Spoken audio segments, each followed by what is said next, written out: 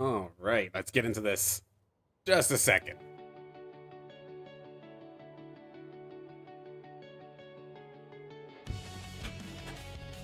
There, at least she waited literally as soon as I started the stream to get out of the bedroom. Silly cat. That's one way to start things off. Anyways, hello and welcome everybody. Welcome back to the stream, or if it's your first time, welcome. Glad to have you. Whether you're returning or new, we have ourselves a fantastic stream here today, as we will be commentating onto your ranked matches. We're going to be basically treating this as if it was an esports event, as if it was a tournament game. Yes, I know, it's just a ranked game, but it's to keep myself fresh on the casting side of things, showcase all of your Illuvials, all the players still competing here in the Illuvium arena, even if there is no tournaments, no events, or no rewards at all. The dedicated few that continue to compete here in the Illuvium arena, I want to showcase you right here, right now. Queue up all you can, because the next game that starts will be the one that we end up casting. While we wait for that, just double checking through all of my platforms, making sure we're up and live and good to go. Looks like all things functional, good to see. Gonna try not to curse it or do some sort of commentator's curse, but I do seem to be having quite a little bit of a wind and snowstorm going on outside. So if God forbid I just disappear randomly, it wasn't the internet sharks underwater, it was just the snow taking me out, and I'll get back as fast as possible, if possible. Hector, how's it going? Hope you're having a fantastic day. You're ready. Let's go. Good to hear it. Good to hear it. Of course, we are on the new patch now. Patch 1.17 did just come out just yesterday.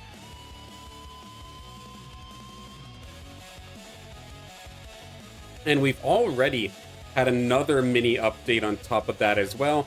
They were very, very quick. I woke up this morning and they had another update just for debugging. So good on the Illuvium development team to immediately not waste any time shutting down some of the bugs that came through in this patch.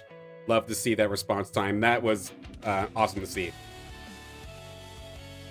Let's take a look and see who we've got up here. Checking out, see what matches are going on. Of course, now that we have Data Kings back up and running, I can just check off of the website there. And that is not something that's just exclusive to me. Data Kings can be picked up and used by anybody, which does include the spectator codes to get into the lobby here in game just by hitting join a match. And when you put in the match code, if you do so and the game's already running, that's what lets you spectate games to kind of do what I'm basically doing right here, right now. So if you wanted to ever try and do commentating or just record somebody else's games for yourself, this is something you could do. This shouldn't be exclusive to me. This isn't something special that I'm doing. The only thing that I'm doing that's special is I'm actually doing it. So that is literally it. You can absolutely get into the swing of things and do this yourself as well.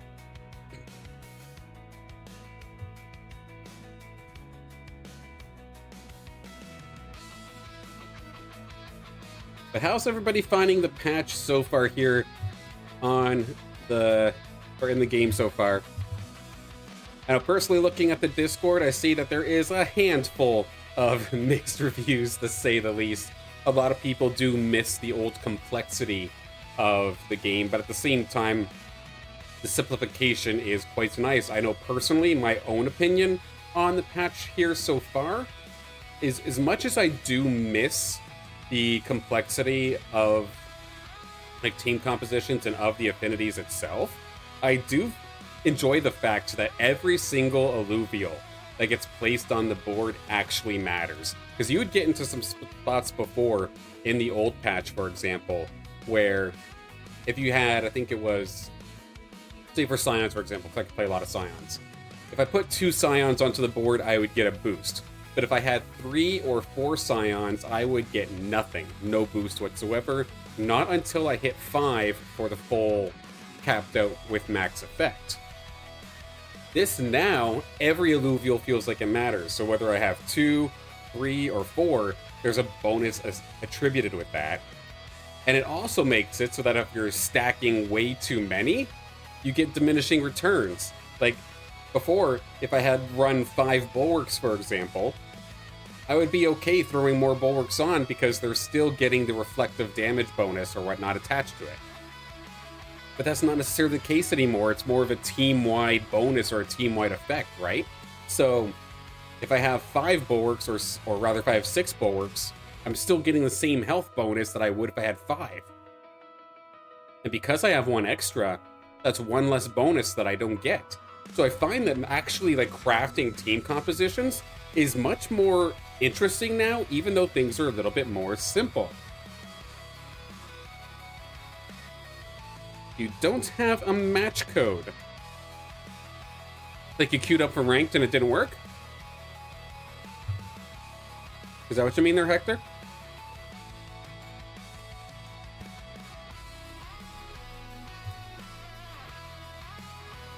What you looking for?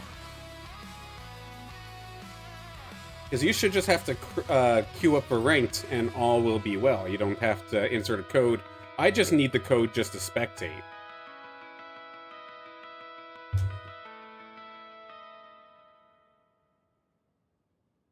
Still waiting on the next lobby to get started. But whenever one does, we'll hop in and start casting. The last game started about 10 minutes ago, so I imagine we're probably right around the corner from one getting up there.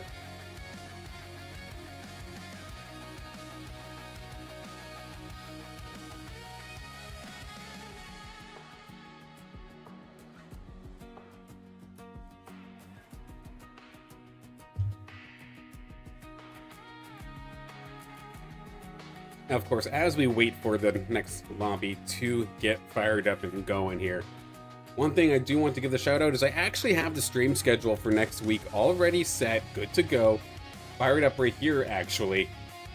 So with the ranked reset, in theory, the ranked ladder always resets on Thursdays. There's no announcement in particular in regards to this month, but I imagine there'll be the same plan, where ranked finishes off next Thursday and it gets reset. So Monday for me is going to be my own day to actually compete in the arena, try to rank up a little bit. I think I'm around top 30 as of this moment, if I do recall correctly. Let's see if I go back to the menu and see where I'm at. It says not classified. If I scroll down, yeah, I'm right there. I'm 30th right now. So let's see how far up the ladder can we go for one final push on Monday. We'll see how that one goes. Of course, then Wednesday, this week in Illuvium is going to return with any sort of news and community highlights that might be coming around the corner. I know personally, while there isn't anything out yet, and there is no announcements of anything as of this moment, with there being a ranked reset happening this Thursday, my fingers are crossed that if there is any time to announce rewards, tournaments, or any sort of bonus tied to playing in the arena, that it would be on a ranked reset. So I could be coping really, really hard here, and that is very viable. But my fingers are absolutely crossed. I'm not going to hold my breath, but I would absolutely love to see something there. And of course, if there is, we'll talk about it on This Week in Illuvium. Dr. Spoon, hello, good afternoon. I hope you're having a fantastic day. You going to be playing here in a few minutes, Spoon?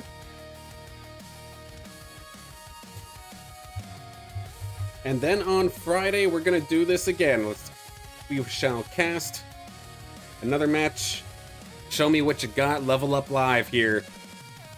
Keep the casting fresh and keep showcasing everybody. Because honestly, it seems like both myself and everybody in the audience seems to be really enjoying this. So, we'll keep it going. Looking forward to competing on Monday as well for the final push. I did just get a new member to my Illuvials, or to my team, and I can't wait for all of you to be able to meet them on Monday, because it's a huge difference maker. It may not seem like, when you look at the profile and look at the TPI, it may not seem like a huge deal, but to me, it is an absolute huge deal. And I look forward to letting you all meet them on Monday.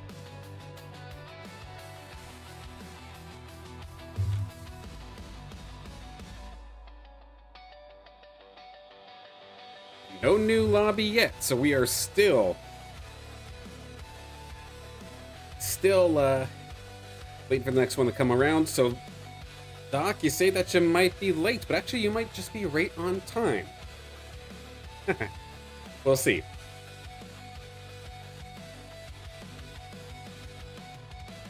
I guess to kind of do a little bit of spoiler, I don't want to necessarily give it away just yet. But let's just say I took one of my carry alluvials, which again, let's put the pieces together here. I play a lot of Scion. So one of my carry alluvials that was really hard to get that currently on my team was a 46 TPI. Has been upgraded rather significantly. That is all I'll say, but it is not a Lynx. It is not a Lynx.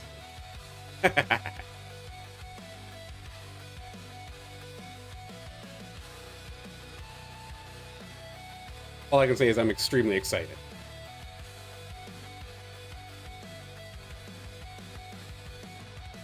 We do have a lobby.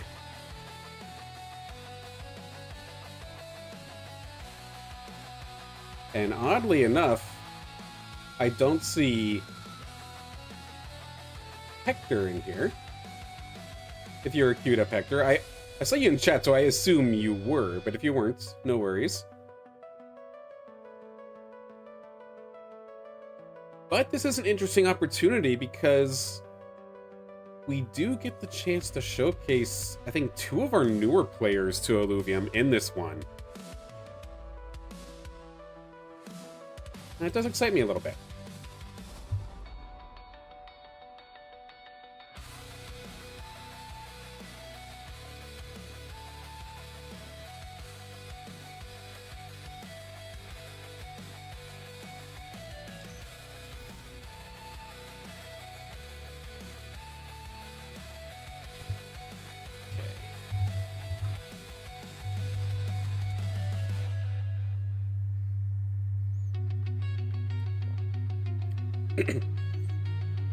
Couple seconds too late, that's heartbreaking. I am so sorry, but at the same time, we will have a handful of games to cast here today. I'm not just doing the one. The entire stream today is going to be dedicated to doing this cast, or this casting style.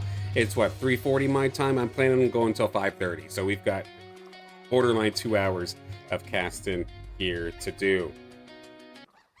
This one's going to be a little bit of a smaller lobby. I think this might actually be a 3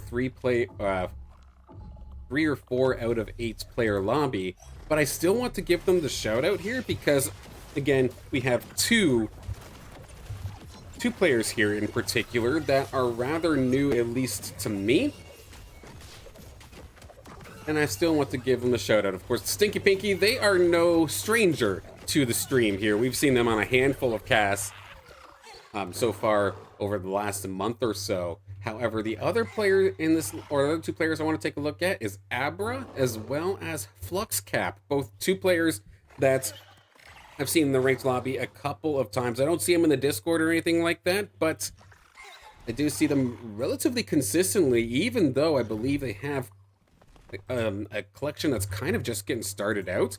I do believe that these are actually, first off, actually players, and at the same time, like, they're actually putting in the work here. So I'm looking forward to seeing them play. As we see, Abra here, for example, has a Rota that's actually not too damn bad. Look at this guy. He's got the Hyperforce Reactor, or the Accelerating Force Reactor, on this as well. So, may not necessarily have a full collection, and that's okay. They have a couple, and they're going to be putting in the work, and this is just perfect. This is the dojo. This is the time to train. Right here, right now.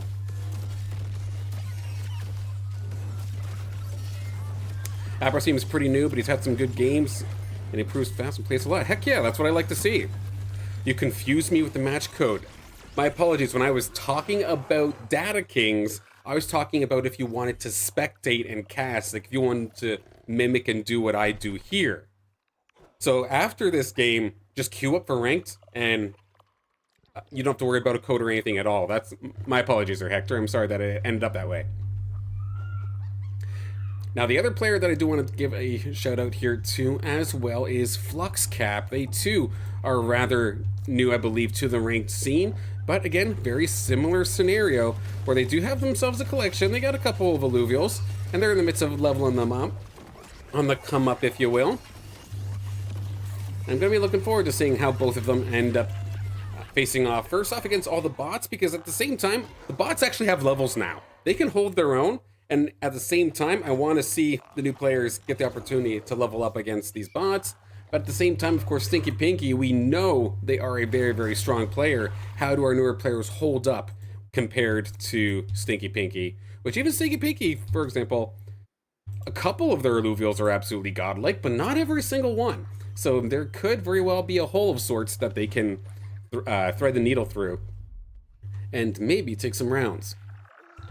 In regards to weapons, let's take a look and see what everybody is playing. So in regards to our main squad here with Stinky Pinky, for example, leading things off, the Nature Empath staff going to be leading the charge here. Potentially some sort of wildfire play based off the two fires right now, but still very, very early. Too early to tell. Meanwhile, we have Abra going to be picking up the Empath Earth weapon, the Shadow Maul, going on through. Currently on their way to potentially get Mystic. I'm going to be curious to see where they end up going from here. And then FluxCap also going for the Earth side of things. We do see the Quake Maulers coming on through for more so of a rogue style play. However, their carry is actually a greater bunk here. So a little bit of a mixed match to start off for essentially all three of our main players here today. And a big difference in play style as well. Abra is completely a-okay, just getting all the way up to max interest and start rocking the economy style, even if it means taking a little bit of a beating early. Stinky Pinky, very similar, a little bit less, but not too far behind. FluxCap, though, going absolutely all in. No more credits left in the bank for them. And I'm curious as to what the heck they were trying to build. We'll see here in just a moment's time. Maybe he'll come to the next one. Definitely hope so. Apologies again that first one didn't end up working there, Hector.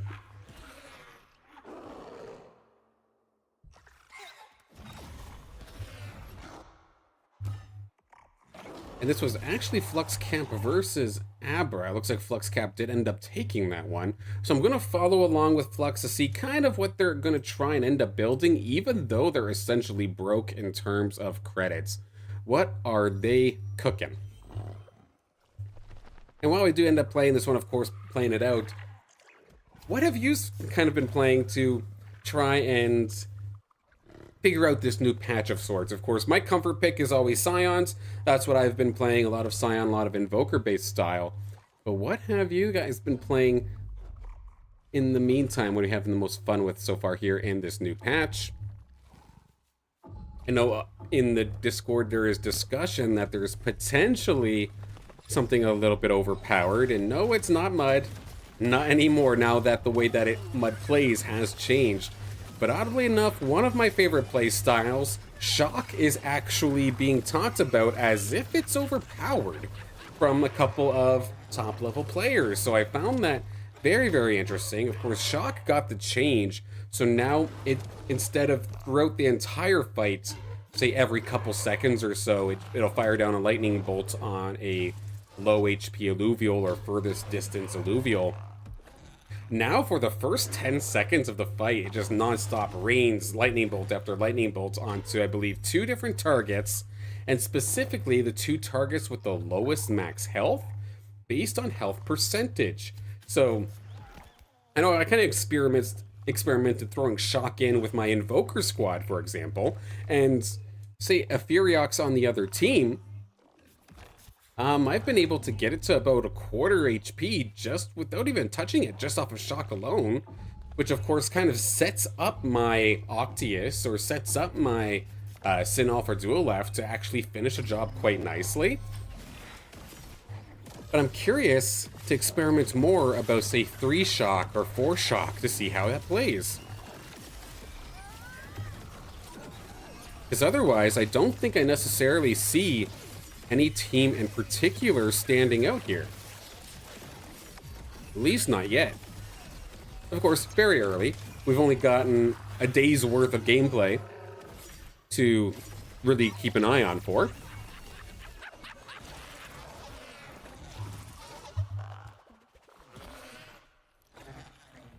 Taking a look at some of the team comps being built up here, as we do have Stinky Pinky versus Flux Cap, so this is going to be a match we're going to definitely take a look and see how this one goes here. Stinky Pinky, I had mentioned Wildfire potentially being an option, but it was very early to actually tell. But we do see actually the Chikoro coming on through here for Stinky Pinky. That thing happens to ascend up to a Chikonde. You do get that Wildfire online, which could be pretty interesting. Wildfire also getting a rather significant change here in this patch. But let's take a look and see. We got, again, Flux Cap in the green. We've got Stinky Pinky in the red, while Stinky Pinky's got a lot of Empaths and Templars. On the other side, Flux is basically pure offense. Rogue, Scions, Fighters, and a couple Borks as well, with a lot of investments there onto that Greater Monk here. It has 3 augments, and it's barely going to hang on, but the stun from the Appon nearly took it down. That thing's hanging on with just about 1 HP, but it will eventually fall. Let's see, we've been a little bit of a split battle, but the numbers advantage right now is here for Flux. That poor little Lynx got absolutely bursted down. The 1-on-3, lots of shields here onto Stinky Pinky's Chikoro. Of course, Empaths, every single time you get on a limit or you get knocked out now, the rest of your Illuvials get a shield, and it made that relatively honest there, but that's going to be Flux Cap taking the lead in this game. However, they still are very, very low on credits, so they are scraping by trying to build a team composition, while Stinky Pinky, I'm sure, is a little frustrated that they lost that round, but again, they could tab over just like what we're doing right here, right now, and see, like, oh wow, they have absolutely nothing economy-wise, I just have to live, and I'll probably be a-okay later on down the road. Am I going to be playing today? Nope, I'm not planning on playing today. Monday will be the next day where I end up competing. Today is just shoutcasting day here for me.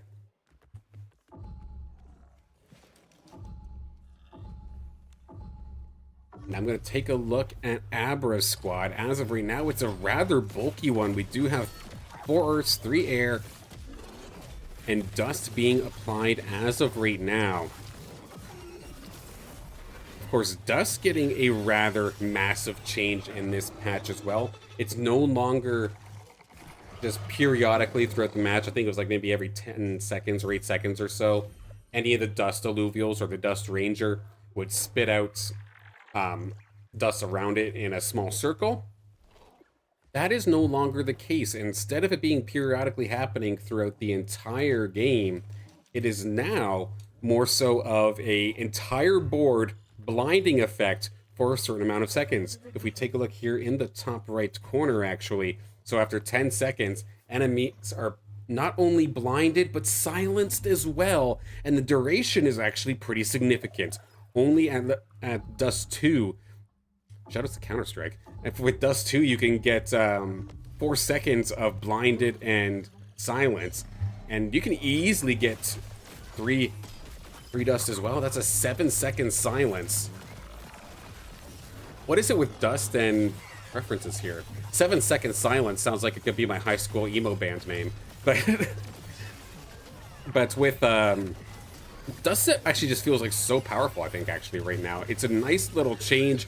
Granted, you have to make that Dust count. You have to make that blind. You have to make that silence count.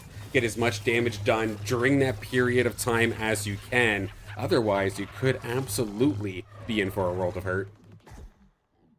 Because it's just a one and done. Once it's done, there is no follow-up. There is no more utility there. Let's see. Okay, there we go. I got nervous there for a second. A little bit of a freeze up, but we're good. Abra is very close now. Loaded up on credits, but going for potentially a gyro. They're about 2 of the Rotas away from being able to potentially get it. They've stayed at a low level as well. And sure enough, there we go. Gyro is here, and it's a damn good one. Let's take a look at this little guy here from Abra. This gyro basically has everything you could potentially want, barely a little bit less in regards to the attack speed and attack damage. but it's still rather nice. And getting the 2 accelerating force reactors there onto that thing is going to let this gyro go absolutely nuts. I want to see the damage charts and see if it can keep up with the gorilla, for instance. Good little escape there for the gyro as well. Gets right out of dodge, and now it can shoot from afar. With this next Omega, going to be diving right on in with that Exalted Gorilla for a little bit of burst damage. But the thing here with Nine Mirror's team is that this is a sustain-based team. You see both the Archos and the Ador in the corner actually being able to mitigate all of the damage there from the Gorilla and the Gyro. But now that the rest of the front line here for Nine Mirrors has fallen, another big Gyro cast there as well. That took down 2 just by itself. This will take a little bit of time. Trying to fight through the Verdant is still a little annoying, but it's not the Verdant of old. You'll be able to fight on through, and that's going to be Abra moving up into 3rd spot as they now get to go up against Stinky Pinky.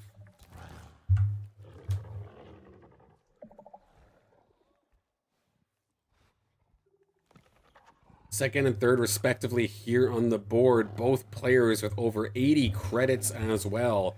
And let's see what's cooking. We are 1 Kuka away here for Abra to get the Kuka Raft. There it is. Kuka Raft is here. It's on the board. And a nice one at that. Beautiful find. I don't think I've seen any sort of ascendance coming on through here for Stinky Pinky. Nobody evolved, but it's still a rather nice squad. We got the Wildfire coming in through this one, but we do still have lots of earth, lots of air, lots of resistances, and lots of tankiness coming out here from Abra. Gyro got focused extremely quickly, though, and I imagine that Lake's going to make quick work of it. There it goes. It dove right on into the Apon, so the stun actually got the kill. But you still do have the Gorilla, and you still do have the Kukaraf here for Abra, but Stinky Pinky's squad looks pretty well unfazed. The Fern in the background alongside that Apon and Archos doing a fantastic job. They're not even breaking through the shields as of this moment. The taunt's making things a little bit irritating, but slowly but surely, as the Exalted Gorilla dives on through right into an Apon stun, that's going to lock it on down there. Super Chicken in the background, or Super Shoebill rather, more like it. That is going to be a big win there for Stinky Pinky. Keep themselves in 2nd currently, and now Abra has to play up against Fluxcap. Let's take a look and see what Flux has been up to here. Flux has Bloom going on through this time by. They actually have the little component that's onto a Fleesh. That is definitely an interesting pickup here. A little unconventional, but I mean, Flux is leading this thing, so I'm not going to judge the little Fleesh that could. Alongside the Ranger, of course, also set up to be a Bloom Alluvial, or not Bloom Alluvial, but a Bloom Affinity synergy as well. Immediately going to be taking down that Ador, but how about the rest here for Flux? The Ador's trying their best to heal, but there's that dust coming on out here from Abra, and it's going to cause a couple of these Alluvials on the red side to end up falling, including the Greater Monk here, which was set up to be the main carry. So with the Gyro still alive, the Exalted Gorilla still alive, and the Kukaraf that has been turned into a Slayer? What on earth are we looking at here? It's tanky, but it's Slayer. And that is going to be a first for me. I have never seen a composition quite like this. Abra is cooking. Granted, yes, the composite chips are making things a little bit interesting. But Slayer, I'm not going to lie, has been, at least in patches of old, has been kind of a non-existent synergy where we hardly ever see it, because currently the only Alluvials that get this naturally is Umber, which we see Umber very consistently, but then Gyro, and we hardly ever see people actually full commit to getting Gyro on their team, even if they are playing Dust. A lot of times they stay at Revo and just call it there and move on to the next level. And Slayer got a bit of a change too. So at the start and then on takedown, Slayers get additional attack damage or pure attack damage for 5 seconds, which at Slayer 2, that's just 50 health. So, I mean, that's still a rather significant amount of health that you could potentially snowball into more kills and keeping that attack buff going.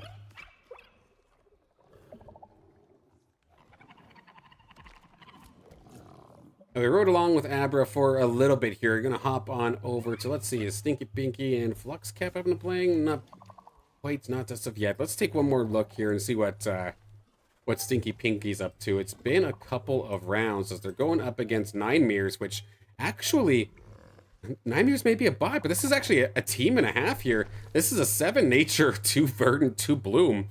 This is actually a scary squad. Let's see what Stinky Pinky can do up against this. They do have the 3 Wildfire. Of course, like I was kind of touching on before, Wildfire did also get a change. Instead of the fire proc happening to 1 Illuvial right after their Omega, it's now every 8 seconds the next attack lights 3 things or 3 opponents on fire.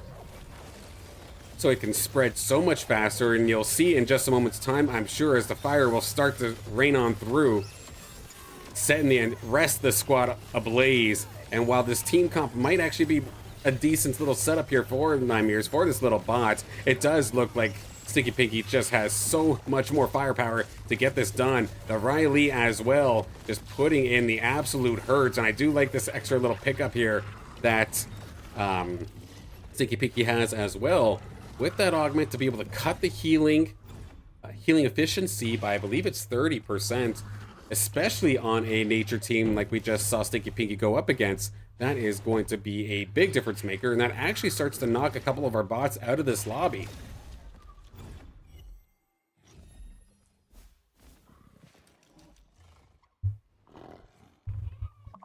Now, of course, as we get into this next one here, I do want to give a reminder that I am going to be doing this for about the next hour, hour and a half or so. So as soon as you see this game finish, queue up, because the next one that goes is going to be the one that I cast, and we'll try to do this throughout the entire stream here today. I personally am not going to be competing here today. I'll save that for Monday, but I want to be able to showcase everybody here as we have Stinky Pinky versus Abra, as we do see Stinky Pinky just pick up the Blazonite, use a handful of their credits to be able to do so, but that now allows for a very devastating 4 Wildfire, 4 Templar team coming on through. Templar, of course, also getting a change. We'll go through that here in just a second, as we do have them going up against Abra, of course. Let's see how this Slayer Kukuraf could potentially pull off against this squad, but we're going to start seeing that Wildfire coming on through in just a second, I would imagine. The dust is making things a little bit irritating, and I actually don't even see the Wildfire burning at all here. So potentially a little bit of a shutdown here on the Stinky Pinky's team. Look at that shield for the Kukuraf. How do you breach this thing? It is just sitting there beautifully behind the Ranger, behind the Lalura, and it's been able to just keep wailing away. But now the Chikondi is actually onto the Kukuraf. We do see the Wildfire starting to spread now, and we do have overtime. The overtime pulse is coming on through, and there's no other Alluvials alive here. Who ends up taking this one? Looks like the Kukuraf does eventually fall. And that will knock Abra down a peg, but it was a very, very close battle. And now we have 2 of our players again facing up each other, as Stinky Pinky picks up a Blotto as well. A nice little upgrade for themselves there. Lalura coming onto the field here for Abra again. That's going to be their second one, I believe. Looking for potentially a Malura. They're level 7, so they're going to be low on Alluvials for this fight. 2 Alluvial advantage going on over to Flux Cap. However, 30 credits, they've saved up at least a little bit. But I feel like whenever Abra wants to pull a trigger, that they're setting themselves up nicely to be able to scoop up some of these tier 3 units, including that Malura. Let's see how they hold themselves here into this fight. Of course, this is a basically super tank team with empaths up against this rather nice mixture here from Flux Cap. Basically full offense coming from a bunch of different areas. But we're seeing this Gyro do absolute work here, of course. As the Arctase is flying, it might not be able to get hit by any ground units that could only attack ground, but things that have a ranged auto attack that can shoot up into the air, they can still swing away. So that's why Gyro was still able to do some perfect work there in that fight.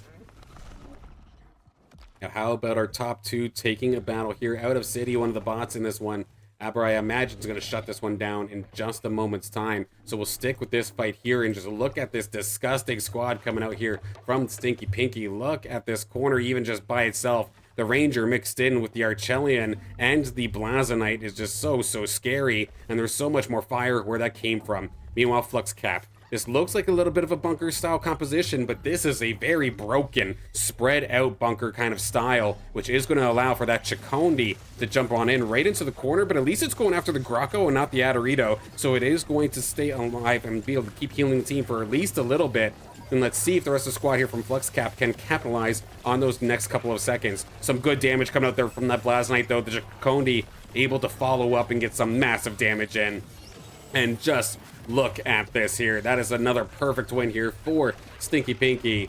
We hop on over. Abra, how you holding up here versus Ada City? It's actually looking like a pretty even fight, but again, looking at that Kukaraf, it is still extremely healthy. Look at that shield. That is absolutely disgusting. Again, I can't get over this build. I don't care if it's meta or not. I love the creativity, being able to turn a Kukaraf into an absolute slayer. With that being down, we have our next FPC round, which then will have our 3 players facing off against each other slowly but surely. Taking a look at the chat here. Squawk, hello, good afternoon. I hope you're having a fantastic day. Will we see you in the arena here today by chance? I know we caught you a little bit yesterday during Ascendant. I remember playing against you on the first game there. Absolutely crushing me.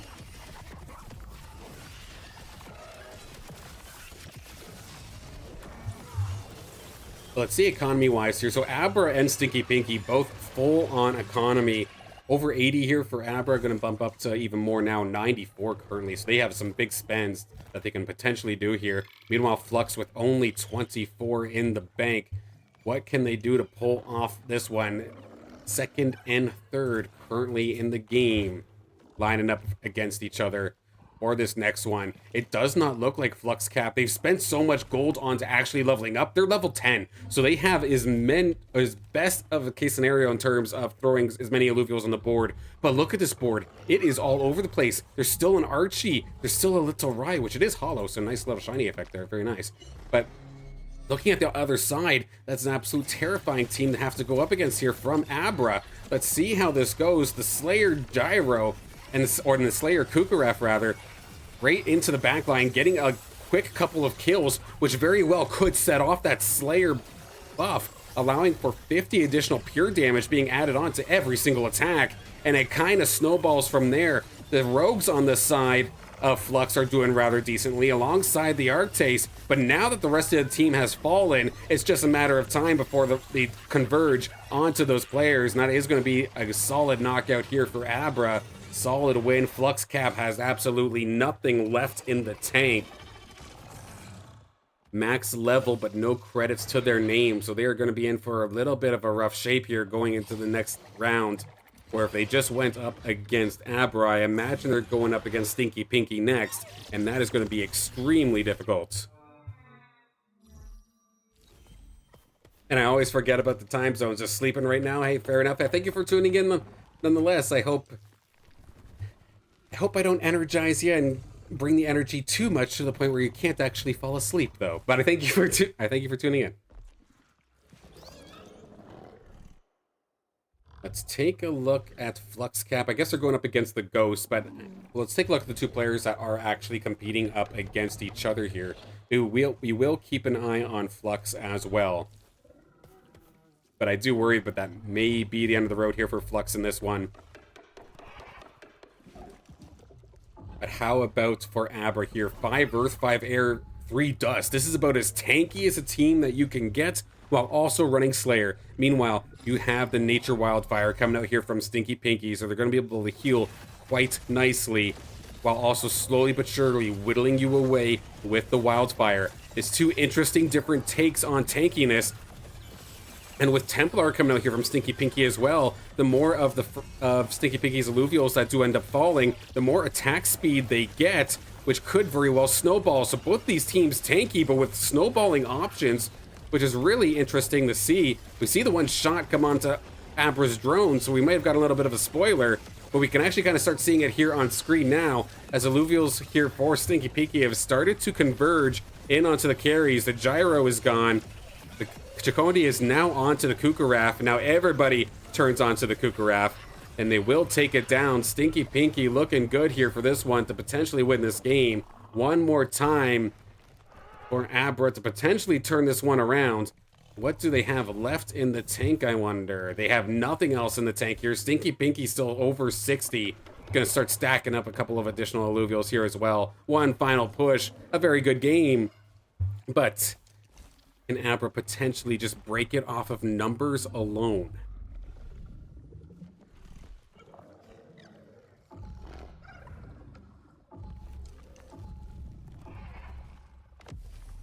If you hear the kiddos in the background, I do apologize, but let's take a look and see this potential final game.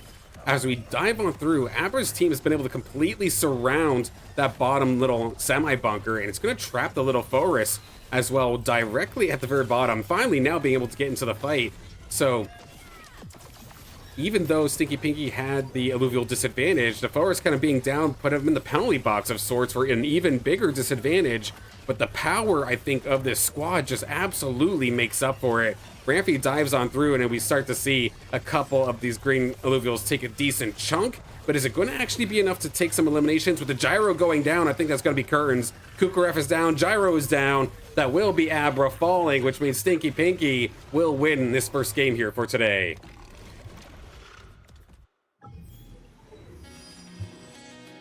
Very, very good game. GG's, everybody.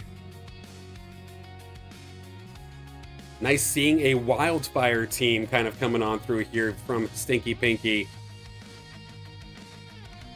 And a good battle here with two of our newer players, or what I'll say is newer. I don't know them personally, so I'm not 100% sure of their situation, how long they've been playing. But seeing them in the arena has been new to me, but yet they're putting up a very, very strong fight. Two different play styles was cool to see as well. With one being more so a spend early for dominance and try to keep that pressure up throughout the rest of the game, while one was willing to take the hits, but just to get that economy going. Ends up taking second. We need a tutorial with all Omegas in a video. Oddly enough, we'll see. We'll get started on that on Tuesday, why don't we? You might have read my mind a little bit there, Squawk. Maybe not all of them in one video. But that might be a good idea as well, just having something very, very quick. With all of the alluvials, Omegas in it.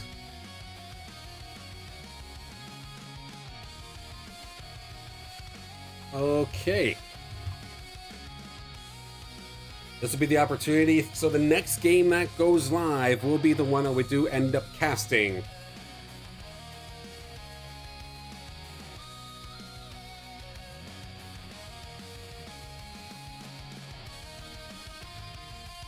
Illuvium has to do it, but let's do one cast, one video. Yeah, that's doable. That's absolutely doable. I just gotta think of a way to, I guess, future-proof it, because I don't like saying specific durations or specific numbers, because patches can always throw it off, right? Maybe treat it similarly to how I did the augment video, where I told you what it did, but I didn't list like the specific values of the numbers, for example. Yeah, that's absolutely doable. It's a good idea. Could potentially be a short series as well. Heck yeah. In fact, there was something I actually even have in my notes already. Something very similar, because I take big inspiration from Wolfie VGC. So probably the best, if not one of the best, competitive Pokemon players of all time. But at least to me, the best Pokemon YouTuber of all time. And I see a lot of the stuff that he's doing, and I'm thinking to myself, is there something that I could do with this, but turn it into something with Illuvium? And I've got a lot of ideas, I just need to actually sit down and record it.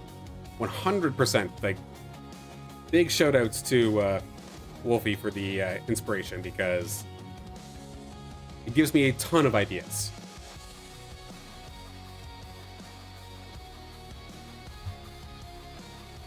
Dr. Spoon saying game on, and it looks like, okay, that's a lobby. Is this a full lobby? Let's freaking go. We'll give it a second here to start up. Actually, it looks like it's about 2-3 minutes in already, so we can hop in.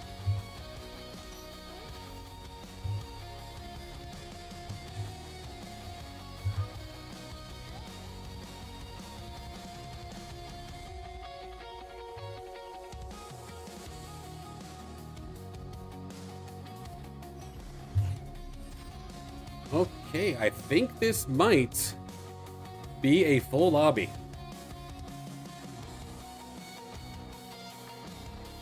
The only one I'm unfamiliar with is Olmaps. Olmaps? Olmaps? This is at least a 7 out of 8, though. If not potentially an 8 out of 8. Heck yeah. Let's get into it.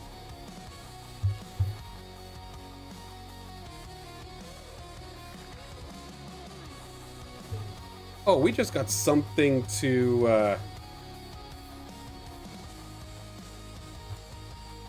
While I'm live here, Illuvium actually just threw an announcement out, so we'll get into that, but we'll wait until after this game here. Let's not get too far ahead of ourselves, why don't we?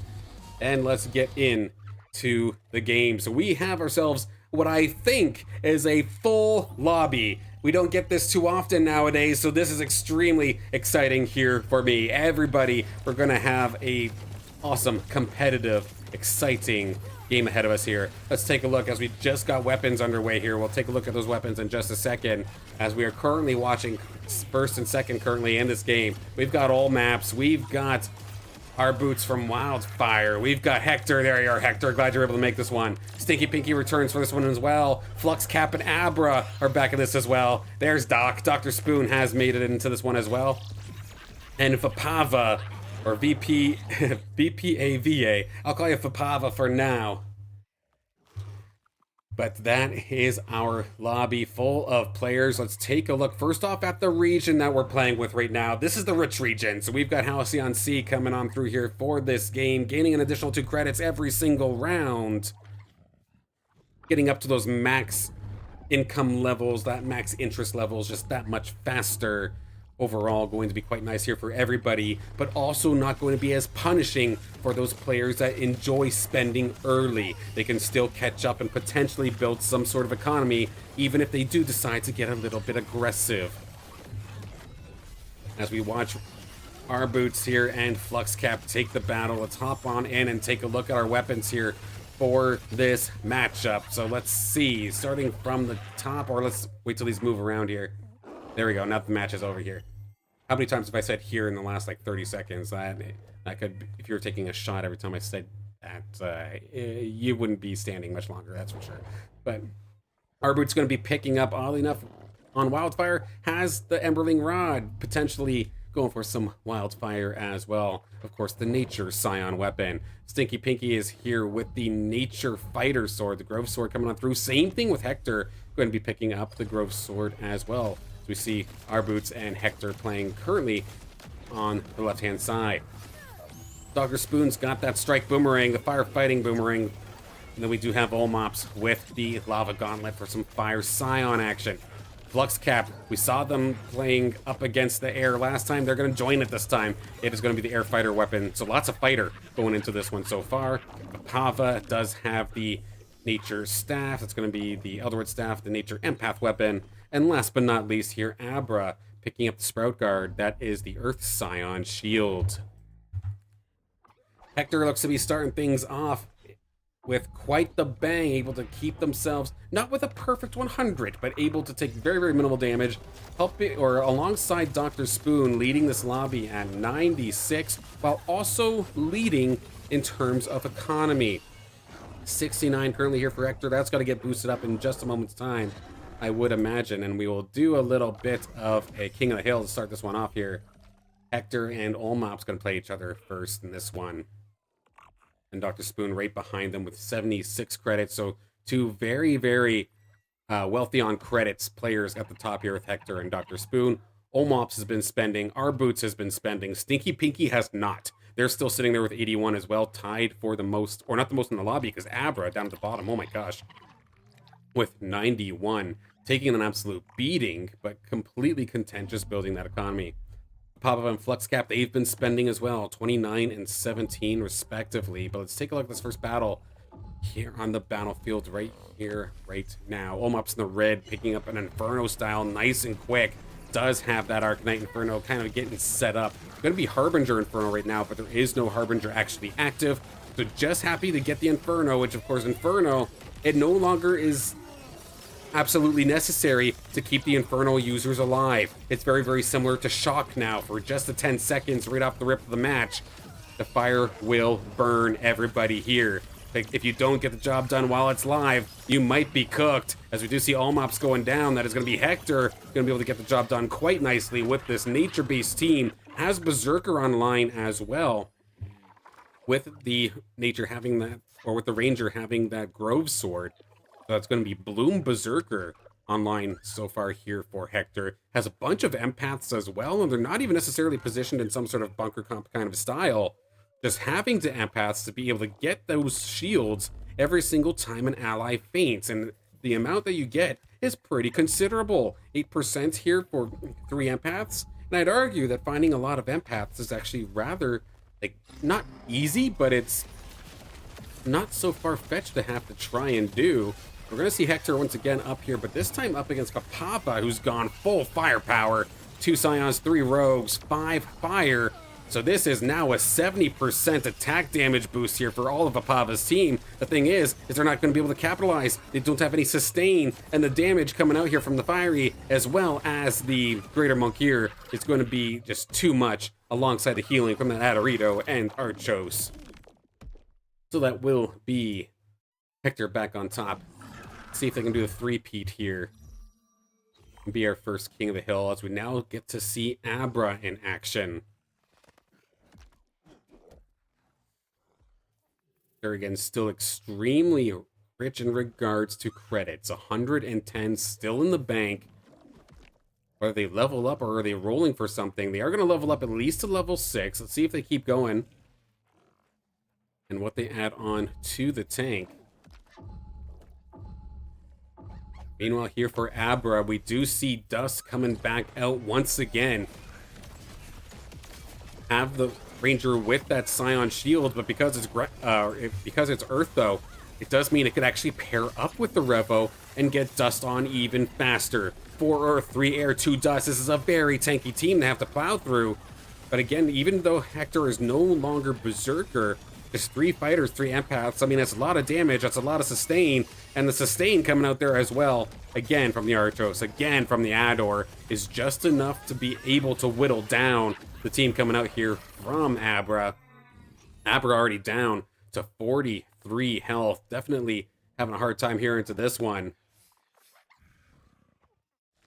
But with Hector winning 3 times in a row, they succeed at being our first King of the Hill.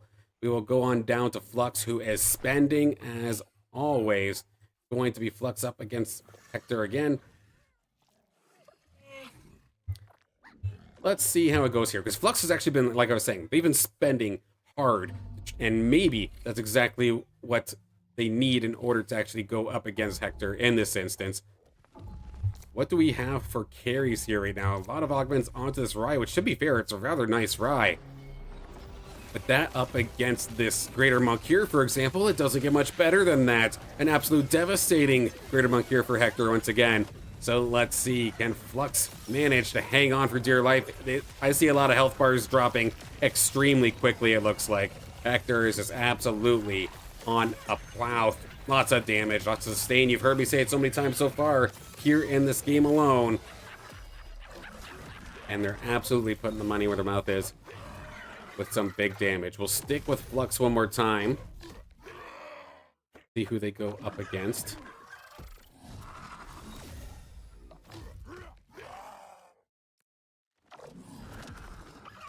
Economy-wise, while we wait for this next round to start, let's see what we're getting up to. Looks like we're on an NPC round as well, so perfect timing it looks like. So Hector up there above 70, essentially maxed out on economy as well. Same thing here with Dr. Spoon, Stinky Pinky. They're looking good. Abra is looking very good as well, with the exception of being down to 30 HP. They've definitely taken some heavy hits. It almost looks like they're trying to not just go dust, but they're almost looking like they're ready to go mud at the exact same time. But they've got that gyro. I mean, we've seen it do work in the last game. And with it being an NPC round, is there a world where they could potentially get Slayer Kukuraf again? That would be interesting. Meanwhile, Omops, our boots, Papava all around that 40 to 50 mark. And then Flux, of course, down to 23. We'll ride along with Flux here as they're taking on Abra, two of our players in the 30s in regards to HP. 5 air successful here for Flux, but at the same time, 5 air, but 4 earth coming out here for Abra. Let's see if that ends up getting picked up here. A couple levels being spent by a couple of the players so far in this one. Arboot's putting a big spend on, all the way down to single digits. 8 left in the tank for them. But Abra levels up twice, getting up to level 7. Still going to have the alluvial disadvantage up against Flux Cap, but we'll have to see. The firepower, I'd argue, is enough maybe to make up for that difference. Let's see as the dust comes on through. Tempest is active here for Flux Cap as well, but that is more so based off of your alluvials getting eliminated as a bit of a comeback mechanic. But at the same time, the gyro is just doing so much work here for Abra. Dives on through. Can he get through this tank line? And actually dodged a stun from the Grocko. But a very even fight so far. Revo coming on through to clean up some of these Gorilla clones. But otherwise, this is actually looking pretty good for Flux Cap. Even though the Revo has, or not the Revo, but the gyro has been basically untouched. It's trying to get these finishing blows. But because it did not get the Slayer, it's not going to be able to capitalize with the pure damage to maybe snowball and get out of control. The back and forth these gorillas and the gyro roll, but it's not going to be enough here for Abra. They will be knocked down to 16. Flux is going to stop the bleeding here as we now see Papava also down into the 30s. We'll ride along here with Abra one more time because this could very well be a finishing blow if they're not careful. Flux going to all in terms of credits, level up to 9. Again, the Zerg Rush kind of style, swarm the board, is seeming to be the style here from Flux, and heck, I respect it. I'm looking forward to seeing how this one ends up going over. But Abra, they have so much credits available, and this is very well could be their ranked game life. Are they confident enough that they can win this one? But they're up against Stinky Pinky, and Stinky Pinky currently has 6 fighters, 5 rogues, berserkers, and vanguards. This is a hell of an offensive squad coming out here from Stinky Pinky. I'm not sure if Abra is going to be able to survive this, and it'd be a little bit heartbreaking if they happen to have all these credits and they do end up going down. They did actually find a chip, but it might not be the one they're looking for. It's a mystic chip, so you basically heal every single time one of your allies faints. It's not as tanky as it used to be on the Mystic of old, and it's going to make it so that the Kukuraf isn't going to end up falling. It will. So now it's all down to the gyro to try and get this done. A nice, beautiful charm actually that lines up beautifully for the gyro. That was actually just a big AoE. Probably the most AoE damage I've ever seen a gyro do. There's so much little health bars. It's trying, but it gets caught in the charm. The Lilura going to stop it from auto-attacking any further. And that will be Abra, our first one out, but I respect the hell out of that team comp. I respect the hell out of that play. Nicely done, nice try. But I hate the fact that they had so many credits still on the board. That one definitely hurts, and it was a perfect 0 at that. That Lilura charm was probably the difference maker between Abra getting another round or not. And fortunately here for Abra, they will be out of here. We have potentially another kill shot. Arboots, who spent everything in the tank to try and beat Papava. Let's see how it goes. Papava in the green side. See how this one ends up going here. The Rampy does have a lot of augments attached to it, but at least there's nobody shooting up to the skies to really deal with it. With the exception of that Octius that does bring down the Thunder and take away so many of Apava's Alluvials. It's now just down to the Ranger and the poor little Tianti. They're not going to be long for this world either. That was a rough one. Apava will be knocked out of here in 7th place. Flux Cap being knocked to 2 HP as well. Right within kill shot now. We'll take a look at them next. see if they can hang on or if they potentially get taken down. But in the meantime, we'll quickly scan on through. Let's take a look and see at our current lineup. So Dr. Spoon with potentially an Inferno Arcanite kind of style coming on through. Doesn't necessarily have the Arcanite in regards to the Furiox yet, because it is kind of contested. There are a handful of other Furioxes on the board, which is going to kind of put Dr. Spoon in a little bit of an odd spot, but at least they have the credits, and they've been putting it into levels. So it's not like they've been rolling on nothing, which is quite nice. But it looks like they do actually have the Templar chip onto the Fury. So it's still going to be putting out some sorts of value, pairing up with the Fur Knights. So that we'll actually get to see in action right here. Dr. Spoon going up against Fluxcap. Let's see how this goes. Full firepower with the 5 fire, but also tanky with the nature, and you've got Inferno on top of that. This is going to be a tough one for Fluxcap to try and crack, but they're going to do their damnedest. They do have that Templar from maybe, or not the Templar, but the Tempest, and maybe Snowball. Holy heck, I couldn't even analyze this one because it was just done so damn quickly, and that's a beautiful, or that's a beautiful thing about 5 fire plus Inferno. It just does so much damage. That was so fast to the point I don't even think the game actually recognized that the battle finished. Flux, I imagine, will be out of here in 6th place. I'm making you want to play. Really look forward to the mobile version. I want to be able to fall asleep playing the game. Me too, 100%, and I'm thankful. I'm very thankful that I can make you want to play. Yeah, it'll be so huge when mobile eventually comes out. Yeah, I'd be in the same position. I wouldn't be sitting at my computer all the time leveling the Illuvials up. I'd 100% be happy to transition to mobile, with the exception being of course, if I'm working and streaming and whatnot. NPC round, let's take a look and see what we're cooking. We do have the Arcanite now online here. Furiox is here for Dr. Spoon.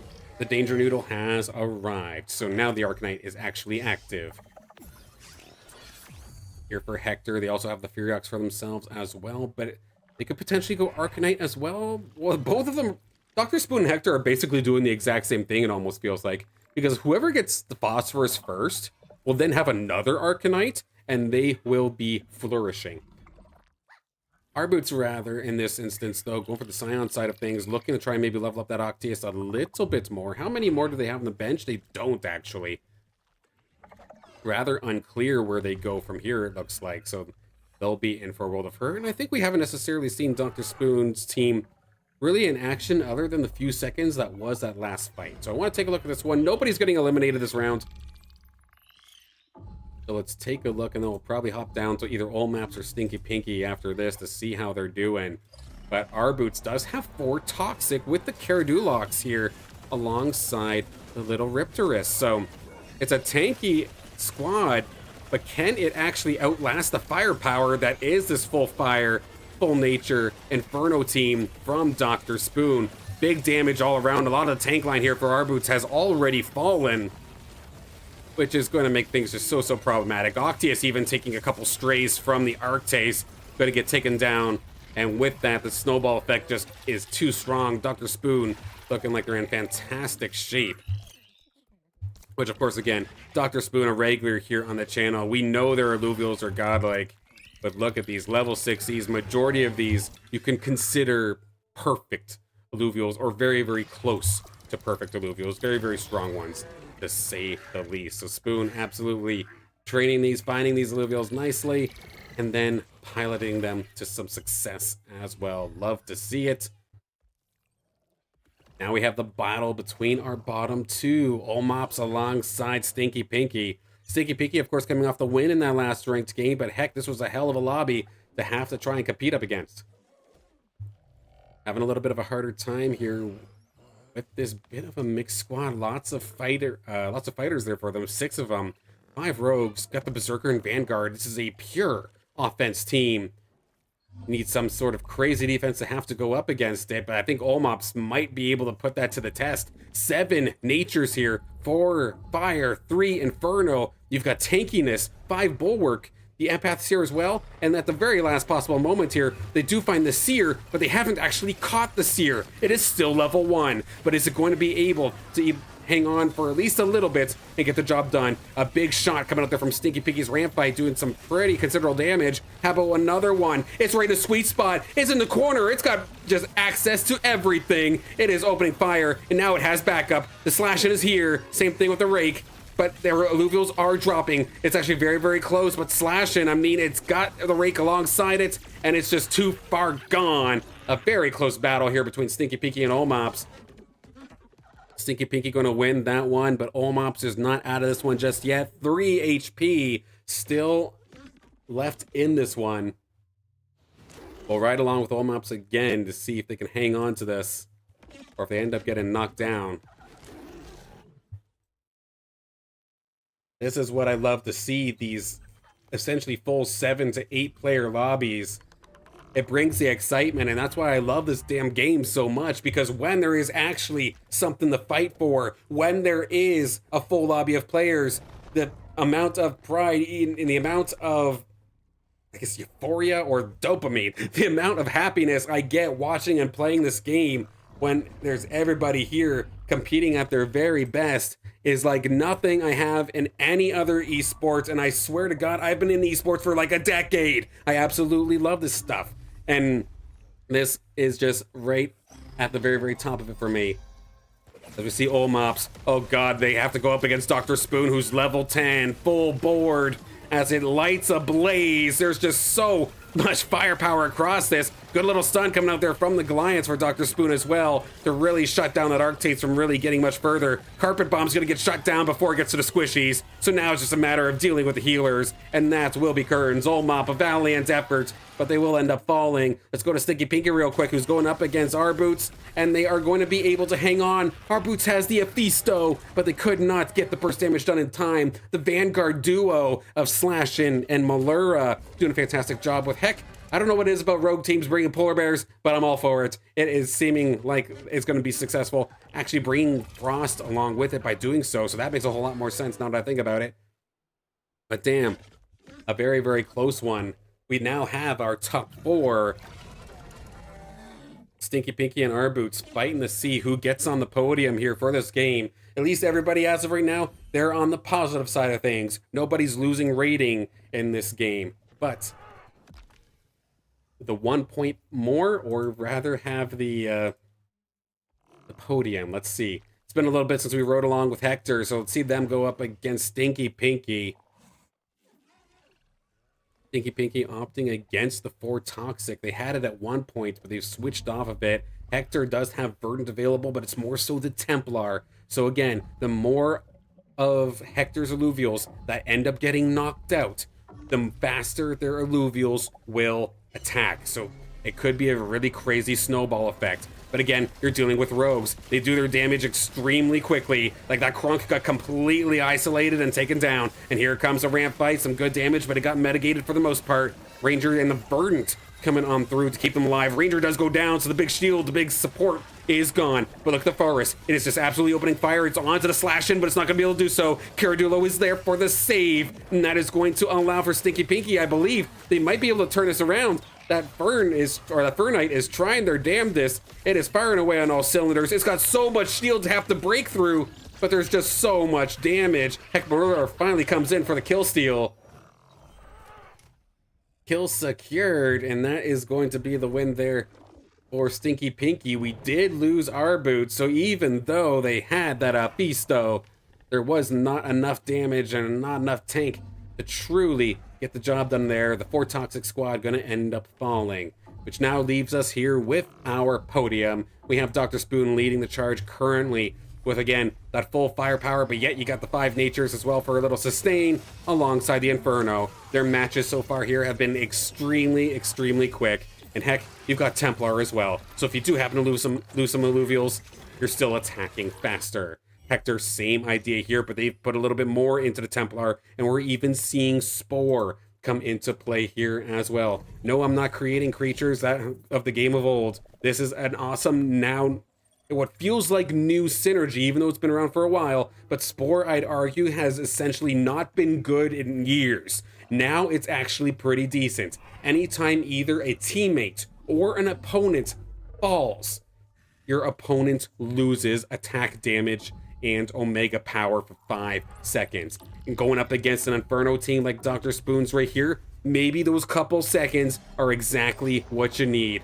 Let's see how this ends up going. As the Inferno flies, we see the Vermilier in the background, gets the Omega debuff onto the Foss, or onto the Forest. So it is going to make it so that it's going to be basically a wet noodle fight for a little while. But the Spore units are falling, and at this point here, it looks like there's just too much damage. It doesn't matter if they're getting debuffed. There's just way too much damage, and that is actually the game ender. Stinky Pinky went up against Dr. Spoon's Ghost, could not beat it. So Dr. Spoon, the odds-on favorite for this one, is going to be right on top there with the win here in this game. GG's. Let's take a look at the team comps that kind of got the job done right here, right now. So again, this was just such a disgusting squad. So much damage with this mixture of fire and nature. Beautifully done. Hector's squad was pretty cool as well.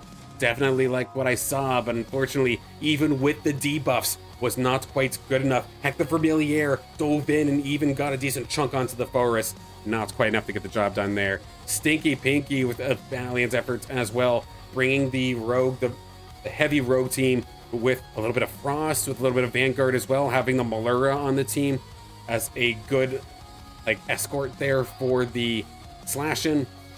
Could not quite get the job done in the end though. And then our boots wrapped up the top 4 with a rather tanky squad that had the Aphisto. But GG's to everybody. The game kind of kicked me off ahead of time before I can give everybody the shout out. But GG's to everybody.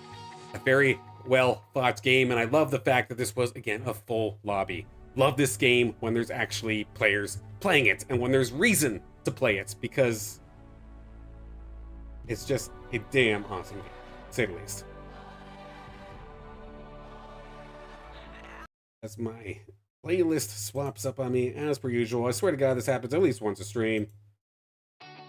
I hit loop, but it does not care. We've hit the halfway point here in the stream. We still probably have time for 2 more. So queue up. Let's do it again.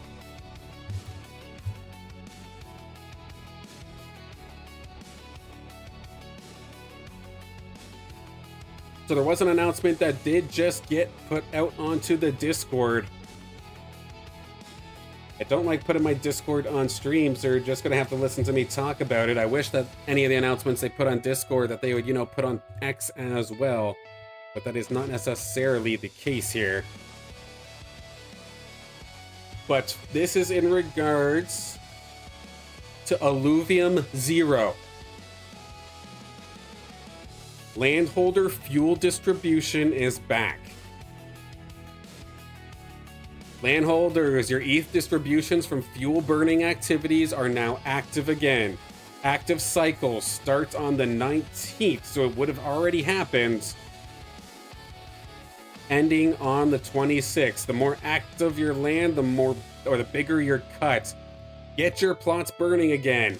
Every bit of fuel you burn counts towards your distribution, with the next snapshot being on the 26th. So things on the Illuvium 0 side are moving. We did get the talk during the town hall as well, and just recently with an update, even just a couple days ago, where we were talked about the blueprint update. We were talking about it during this week in Illuvium. I break it down a little bit more there if you want to check it out later. But basically, overall, blueprints finally have their use again as a part of the Sanctum Mesa request system. A new gameplay loop of sort with a new building. So now we have basically the Sanctum Mesa loop. We have training gyms soon, TM, coming.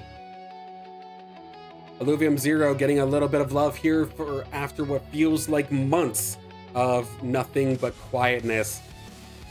So a very, very positive announcement coming out here from the Illuvium side of things. Thank you, Rich, for throwing that one in the announcements channel.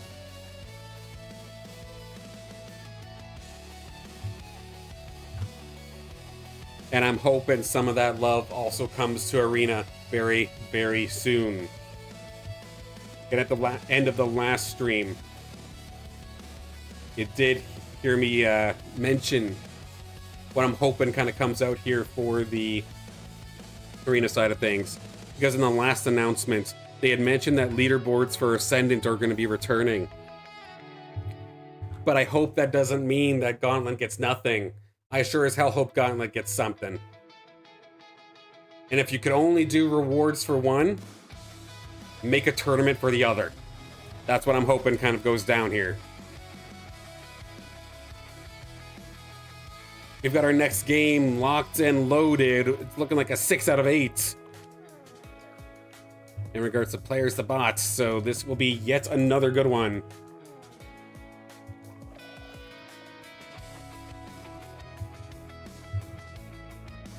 All right, let's get this situated in just a moment's time. I'm on the wrong scene. Let's swap that over. Yeah, we still got one more game after this. So we're in great shape. Let's go. Okay, next game on the docket here. Game number 3 of the day. We are going to be here with a 6 out of 8 lobby. The only bots here in this one's going to be Broken Ego and then Ranks. But everybody else here, we've got some killers. Returning once again here today for game number 3. 3 out of 3 so far for stream is going to be Stinky Pinky making a return. We do have Hector back once again as well. Psyforcer for the first time here today, going to be here alongside Djadja Sanya. I'm going to refer to them as Sanya, otherwise I'm going to stroke out trying to say Djadja so many times. But then we also have Sir Dexter, which Sir Dexter, thank you. You've heard me teasing about new Illuvial joining my team. Well, it was because of Sir Dexter that it was possible. So I'm very, very happy to see Sir Dexter here in this lobby. Cheering everybody on, of course, but very, very happy to see Sir Dexter here. No, we'll be cheering them on as well. And then, of course, Dr. Spoon, your winner from last lobby, making a return here for this one. Region-wise, we're going to be on Shard Bluff, which just basically kickstarted the economy for everybody component-wise. It didn't give everybody a legendary augment, not this time, but at least giving them random augments to start the game with. So we'll probably have more augments on more Illuvials the longer this game goes on. At least more than average, rather. Let's take a look as this one is winding down and we get into an NPC round. Let's take a look at the weapons here in just another second. Let's see, Hector. I mean, Hector's been known to play some mud. They're setting themselves up for it. We do have the water fighter weapon. That is going to be the Sylphid Blade coming on through. Djadja Sanya going to be picking up the Ember Bastion, the Earth Bulwark weapon. Psyforcer has that Grove Sword. That's going to be the Nature Fighter weapon. Stinky Pinky opting for the Flameborn Staff. That's going to be the Fire Empath weapon.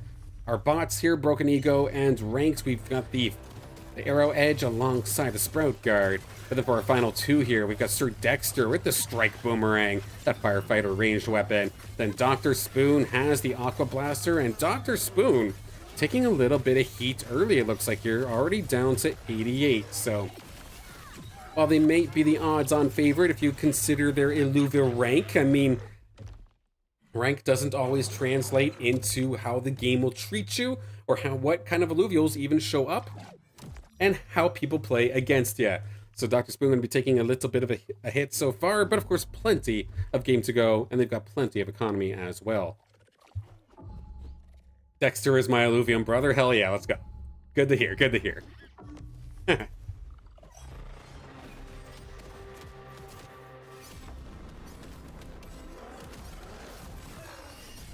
So let's see, I'll scan through some of the players that we didn't see in the past game. So let's see what Sir Dexter is up to here in just a moment's time.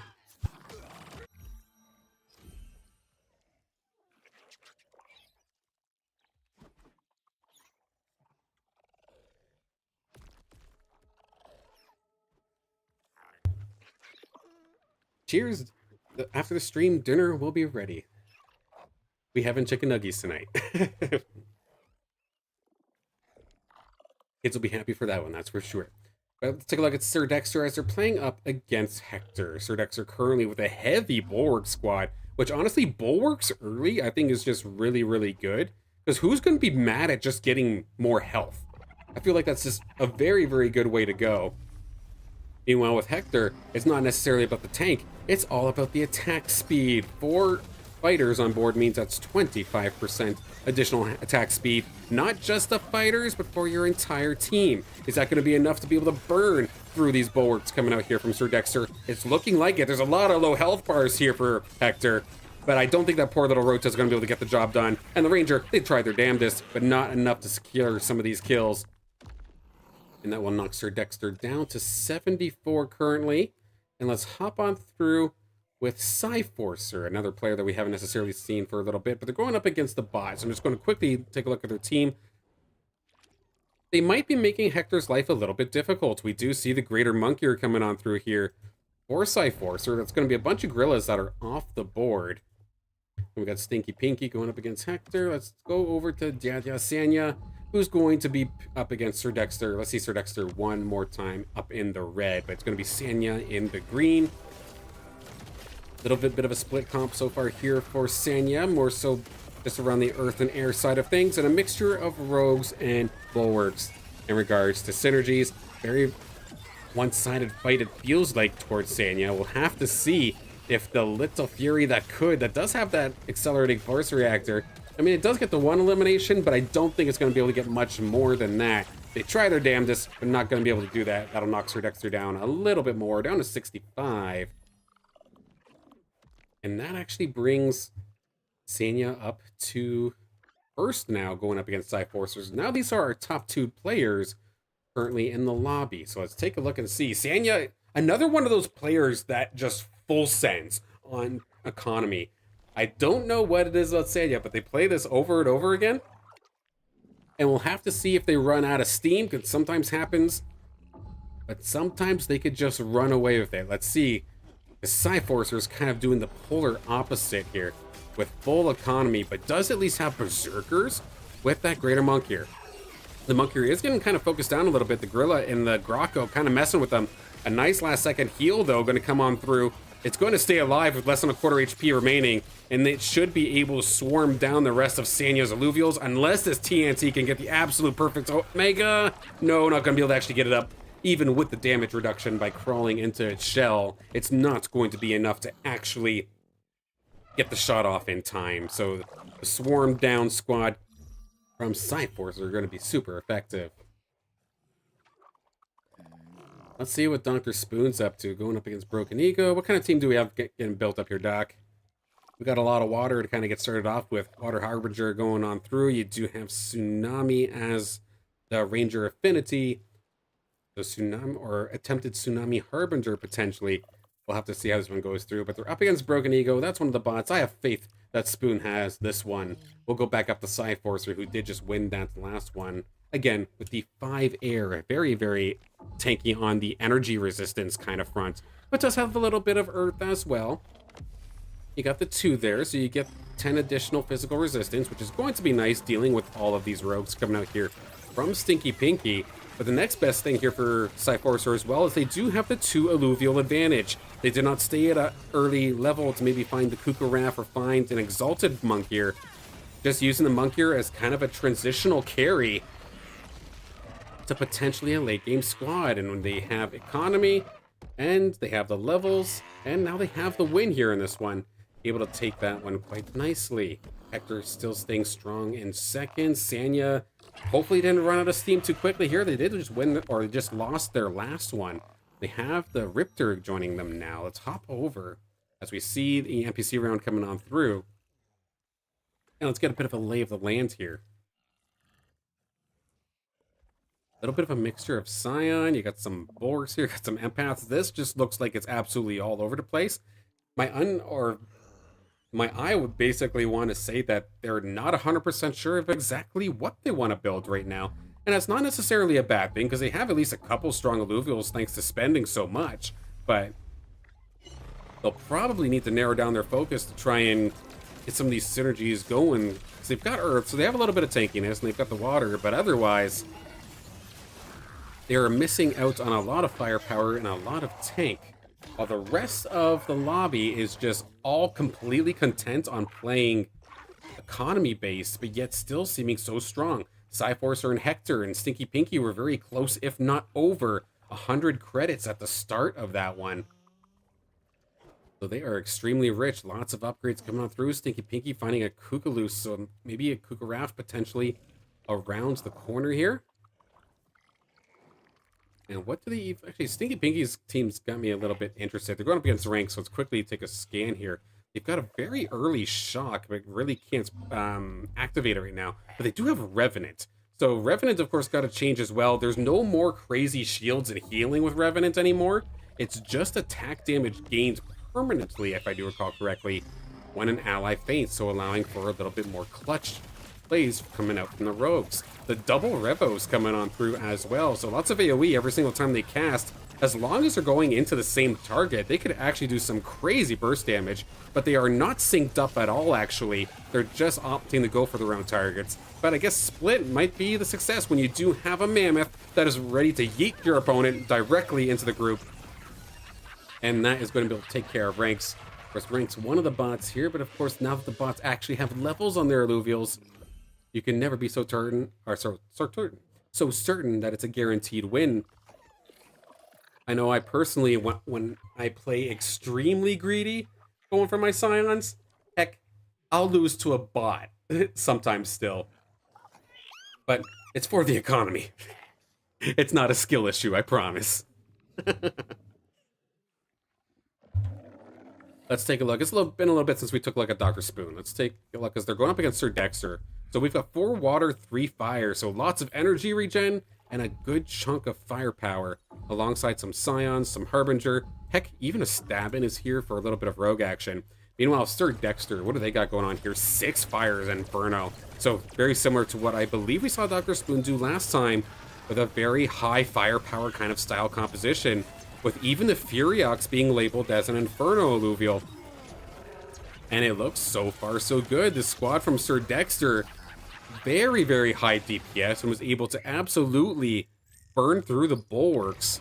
And the Harbinger buffs coming out from Dr. Spoon. So Dr. Spoon might be in a little bit of trouble. Granted, yeah, they still have a lot of economy. They can potentially level themselves and buy themselves out of this. And with the augment, or not the augment, but with the setup that they're going for, when I see what Arctace is currently building, and I see that Dr. Spoon has the Aqua Blaster, this setup here, I think, would work good on an Umber. So if this is just a elongated setup to potentially get Rake and potentially get Umber, I think there is still the potential, and we do see level 8 coming on through. That's going to be the Twine coming onto the field as well. But now that you're level 8, or that Dr. Spoon's level 8, the potential to find Rake is your best. You get, I believe, like 35% chance to find tier 4 units, which of course the dashes are. So maybe we'll see Dr. Spoon make a move, as we see Psyforcer currently 3rd in this lobby. 5 air with 2 Spore, gonna try and nerf some of the damage coming out of Dr. Spoon's team. But Dr. Spoon's team isn't just pure damage. A couple seconds of being nerfed is not going to stop it. It's going to be able to open fire and do a very, very nice job here onto Psyforcer's team. Knocking them down, moving Dr. Spoon up a spot as well. I'm going to move them up to 5th as of this moment. Of our actual players here in the lobby, Psyforce are going to be knocked down a little bit. Where do they have? I mean, there's still 53 credits, and Spore in particular, I feel really flourishes late. Getting early Spore, I feel like just doesn't do a heck of a lot. So we'll have to see if Psyforcer can turn this around. It's going to require a little bit of spending, maybe getting an additional Spore. If this thing levels up and it ascends into an Adorito, that would be quite nice. There it is. Speaking of the devil, it will end up showing up here. Beautiful find. Stinky Pinky just found Shock as well. Are they still attuned to do so? They have Shock Revenant as their team comp here this time. Paired up with the Gyro. The Gyro has made another appearance here on this Air, Fire, and Shock team. Granted, this little squiz, let's see how it is. I mean, it's a pretty damn good squiz, so even though it doesn't have any augments, it's going to be putting out a world of hurt. Oh, the Broken Ego! The bot actually just kind of trolled itself a little bit by throwing the 2 Riptors into the corner. They were stuck. That's going to be a nice, easy pickup here for Stinky Pinky. Let's hop on over to Psyforcer, going up against the other bot, it looks like, here with Ranks. Can they hold the line? It looks like they're not doing too bad for themselves as well. So while down on the field, it does not mean their team isn't good. They're still going to be able to do some decent work here. NPC round, let's take a look at the lay of the land. Dr. Spoon, they also have themselves a little Ador. They have Alfie here as well for firepower, so they have a couple of potential carries. However, they don't have a main carry of sorts as of yet. The Arctase is the closest that you get as of this moment. Let's take a look at the rest. Hector, I mean, they found their Mud. 4 Mud online, but of course, Mud is a little bit different now. It just removes attack speed. No more stealing stats, no more transitioning or sending stats from Mud units to other units. It is all a little bit different. In fact, let's take a look at Hector's squad as they're going up against Stinky Pinky. Top 2 in the field going at each other right here, right now on round 18. With this being such an air-heavy comp, again, this is meant to deal with energy resistance with spell casts. However, Hector's squad, I think, is built to do the basically exact opposite. There's not much spell casting happening here at all. This is just blunt force trauma ready to come through, and I'd argue that Hector is in an amazing position. Heck, even attacking a shield, I'm not even necessarily sure if that really does much for the monk here, but heck, they have it, so why not? The accelerating force reactor, hell yeah, you get the healing efficiency reduction as well. So this monk here is ready to put some absolute work on. Heck, even the gorilla is a berserker. So a very interesting squad. Let's see how Hector's team goes up against Stinky Pinky, considering the defenses here for Stinky Pinky are not tailored to go up against Hector's squad. Look at this monk here go. It is just doing so much damage. Let's get the charts out onto this one. It's actually the Chacondi that's doing the most damage here. The monk here that I was looking at wasn't even necessarily the main carry in this instance. It was actually the Chacondi and the Exalted Gorilla getting into the backline and doing crazy work. That was probably one of the first times I've seen an Exalted Gorilla get over 10k damage in a fight. This gorilla is built different. Now, on the opposite side of this board here, we do have Dia Sanya looking to try and potentially get an Archelian. They're very, very close. They got the double Archoses on board and are 1 Archie away. So close, but not quite enough to get there. Heck, they're 2 Tatofis away, and they're still on level 7. They're so close to getting some fully evolved Illuvials. However, I believe they were also broke. Yeah, Sanya loves spending, so they're completely broke.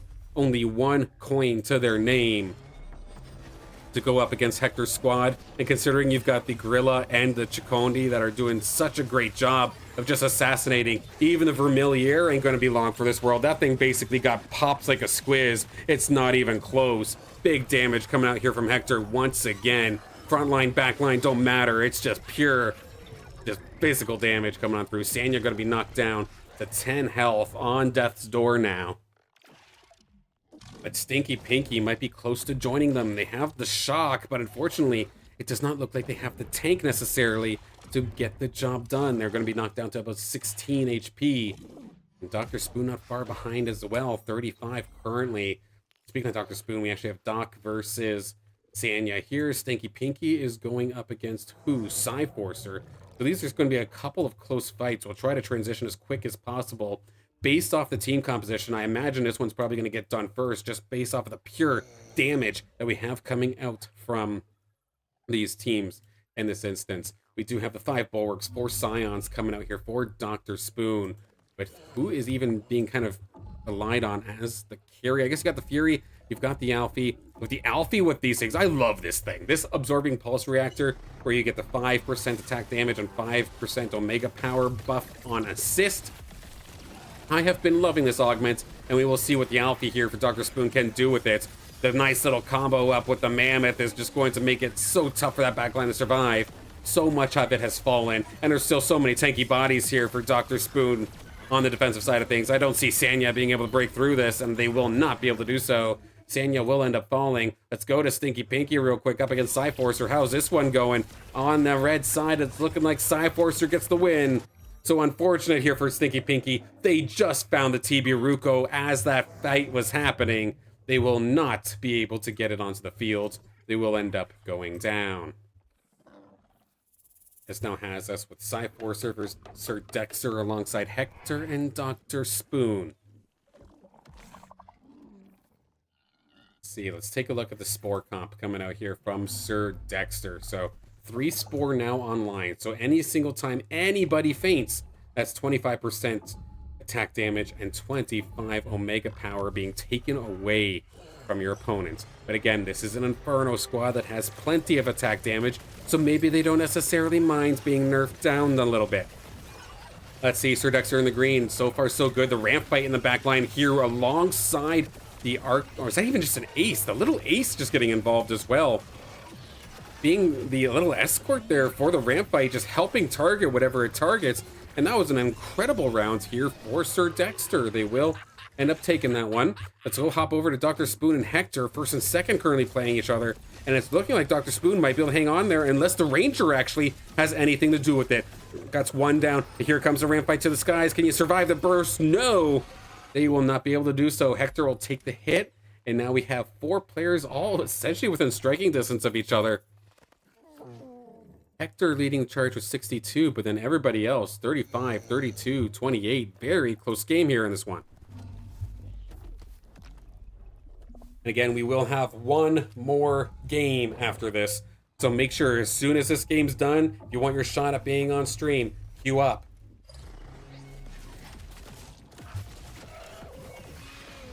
Economy-wise, Sir Dexter and Hector are all maxed out. Dr. Spoon will be once this NPC round finishes. Maybe Cyforcer will be as well, so we might see a lot of action in the shop going into this one. Forest coming out here from Sir Dexter. Cryptorus, Adorito coming on through. Level 10 for Dr. Spoon. Gonna be able to squeeze one more Illuvium on the field as they go up against Cyforcer. That's 2 Riptoruses for Cyforcer as well. Can they potentially squeak out a Riplance? They are 3 Riptors away, but Riptor is also being taken by Hector. Trying to find it is so difficult. They will not be able to do so. Cyforcer went broke trying to do that, but at least they have the Jotun. That is still a fantastic carry. Heck, they also have the Blazonite, so there's still lots of firepower here up against Dr. Spoon's squad. Let's take a look and see how this goes. That's going to be the Sin-Off directly into the Blazonite. The interrupt coming out here from the Blazonite is going to be a little bit late. The Sin-Off still got full value on that cast. We'll do it again. It's going directly through the Forest as well. The Forest is attacking so fast. It's anime levels of speed, but it does not matter. It gets chunked down. The Jotun got yeeted by the Mammoth, so it got taken out of the fight, but it's still so tanky. But there's still the 4 on 1 now. Can the Jotun potentially pull this one off? But with the ramp fight to the skies, that last little bit of burst damage was exactly what Dr. Spoon needed. They will win this fight, taking Cyforcer down to 4. And now sending Cyforcer off to Hector. Any final moves? Jokel coming out here for Sir Dexter, but again, Jotun is picked up by Cyforcer. So trying to find it's going to be next to impossible. Cyforcer finds Vermiliere, but Sir Dexter finds Scoriox. The Furiox was already a big carry there for Sir Dexter, so finding that alongside the Seer as well. A nice little Magma duo coming on through for a little bit of extra defense, especially versus Hector, but we're not there just yet. Dr. Spoon has gone broke, but they at least got a couple middle stage evolutions on some tier 5s. The Cyforcer completely broke. They need this win to keep themselves in the game, but for Hector, they have still a bunch of health in the tank, and they've got those 4 mud, able to just do so much nerfing to the damage of Cyforcer. But Cyforcer also, again, it's Spore, so they're going to be nerfing the damage as well. One on an attack speed basis, one on Omega power, and attack damage on Feint. Right now, that Jotun for Cyforcer is looking extremely healthy. They've burned through basically all of the carries here for Hector. Hector might be in trouble here. They've been leading essentially this entire game. But Spore might have been the answer, and a big-ass polar bear might have also been the thorn in the side here for Hector. They're going to be knocked down a peg. Not eliminated by any means, but down to 18 health. We have 3 players within striking distance of elimination. We're going to, for sure, I believe, lose 2. We have our 2 players with 4 HP and a dream to try and get this one done, and then Hector has to somehow deal with Dr. Spoon. Again, Dr. Spoon brought it back with next to no more coins in the tank. They find the Geyser for some good support and tank as well. But everybody has used essentially everything they have. We'll hop along here with Cyforcer and Sir Dexter to start this one off. The poor Crunk going directly head-to-head up against a Seer. That's not going to be long for this world. Look how fast they melted that damn Crunk. That thing's supposed to be a tank, and it's gone in seconds. Spore units so far still alive. Good shot coming out here from that. Blasonite did a bunch of damage and a bunch of interrupting. But thankfully here for that Scoriox, Blasonite no longer slows attack speed. So Scoriox point blank here with the Polar Bear. The Polar Bear is just face tanking this thing like it doesn't care. It's going to shut it down beautifully. And that is the Spore coming in to beautiful effect up against Sir Dexter. A valiant effort. And we lose Hector as well. Which means we have ascended to one-on-one final Illuvium here. Dr. Spoon, they've been at the bottom of this lobby for the whole game, has made it back. Nobody has anything left in the tank unless they sell stuff, which, looking at the bench here for Cyforcer, there is nothing left in the tank. Dr. Spoon could maybe do something with the Scarab Box, but I don't think they're going to end up doing so. So it's just a matter of getting these Wildfire and Spore procs coming out here for Cyforcer, getting them out so that the Sinolf and the Furiox just can't do squat for damage. Familiar got completely mitigated off to the left-hand side, so it's not going to be able to nerf Omega Power like it would want to onto the carries. It's completely pushed aside. But how about Blasonite? Can it get in there? It's a good cast coming on through. It is going to interrupt that Sinolf beam a little bit early. Jotun's right where it wants to be. It's on top of the squishies, and there's no damage. It's being focused, but again, it's just constantly Omega after Omega hanging in there.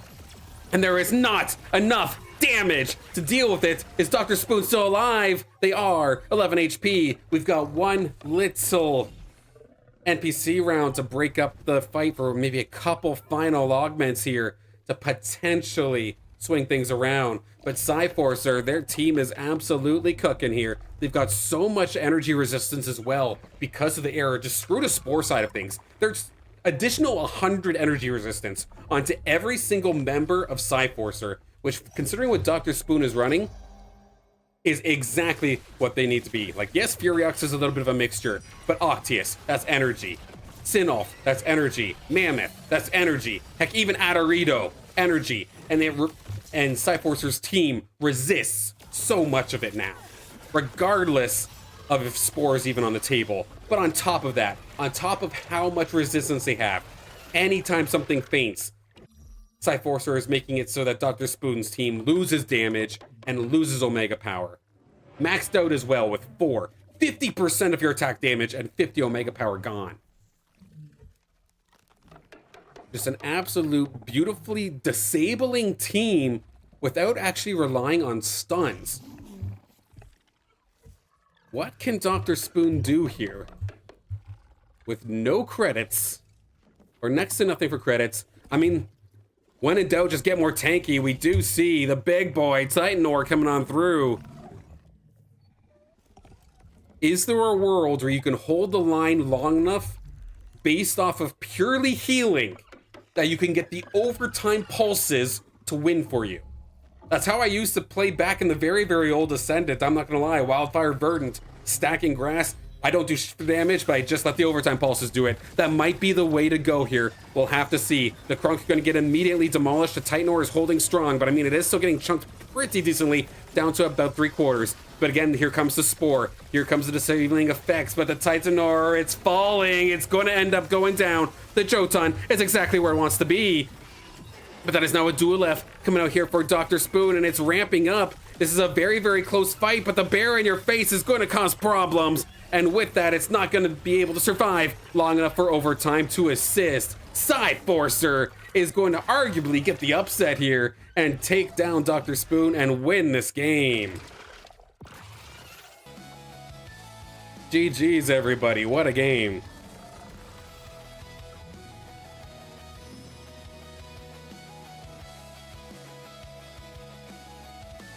Cyforcer's squad was just so tailor-made to counter Dr. Spoon's in that instance that you could throw anything at the wall. But the thing is that Cyforcer's team was just had too much resistances. A very exciting match indeed, absolutely. GG's, everybody. Like, a lot of people will look at that and scream, oh, Spore is broken, what the heck, this needs... No, this was just... With the way things lined up, if Psyforcer, say for example, had to go up against Hector in a full 1-1 battle, all that energy resistance does nothing. So you're strictly reliant on Spore for the disabling effects there. So in a position where the Gorilla and the Monk here could have gone nuts, maybe even the Chacondi, it could have been a difference maker. Heck, same thing maybe even with Sir Dexter's team. But what a game, what a game. One more time, let's do this, queue up.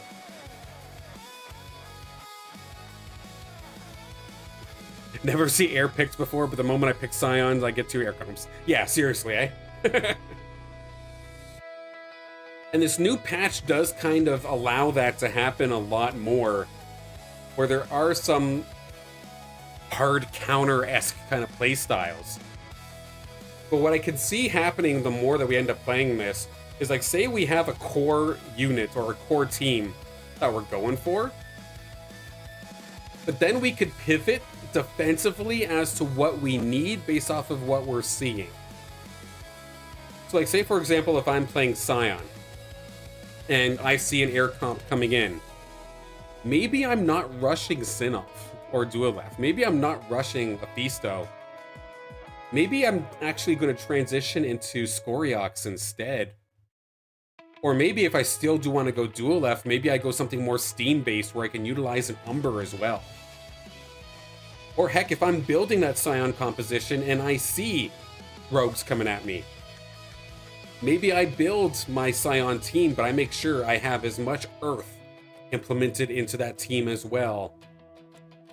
So you can have a core, but then you have pivots. And I imagine once we start getting better at this and we play on this patch longer, that there's going to be a lot more of that. And I imagine that this will make for some more exciting arena matches. Because even this was exciting. And we're just getting started on this patch. This patch is a day old.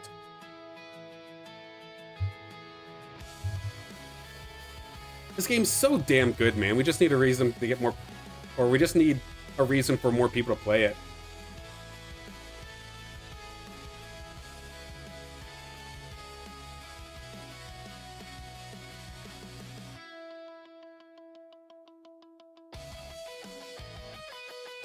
Looks like we did have a game start a minute ago, so our final one here for today coming up.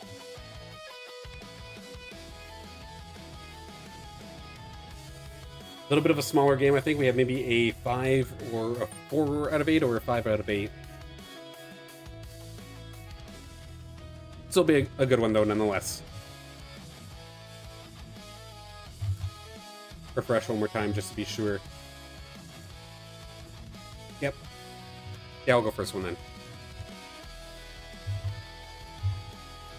Again, as we're loading up here into our final game of the day, again, big thank you to everybody for tuning in. What I'm aiming to do here is that every Friday, I think we're going to keep doing this if we can. Assuming no tournaments or something comes in the way that would take attention. But I like the idea of Fridays being casting day.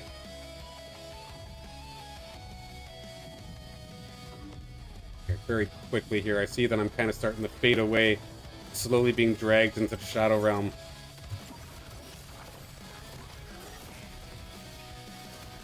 Fix that real fast and get back into the gameplay.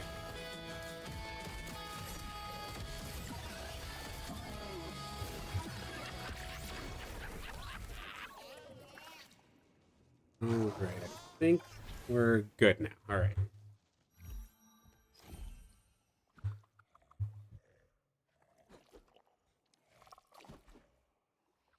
One more time today.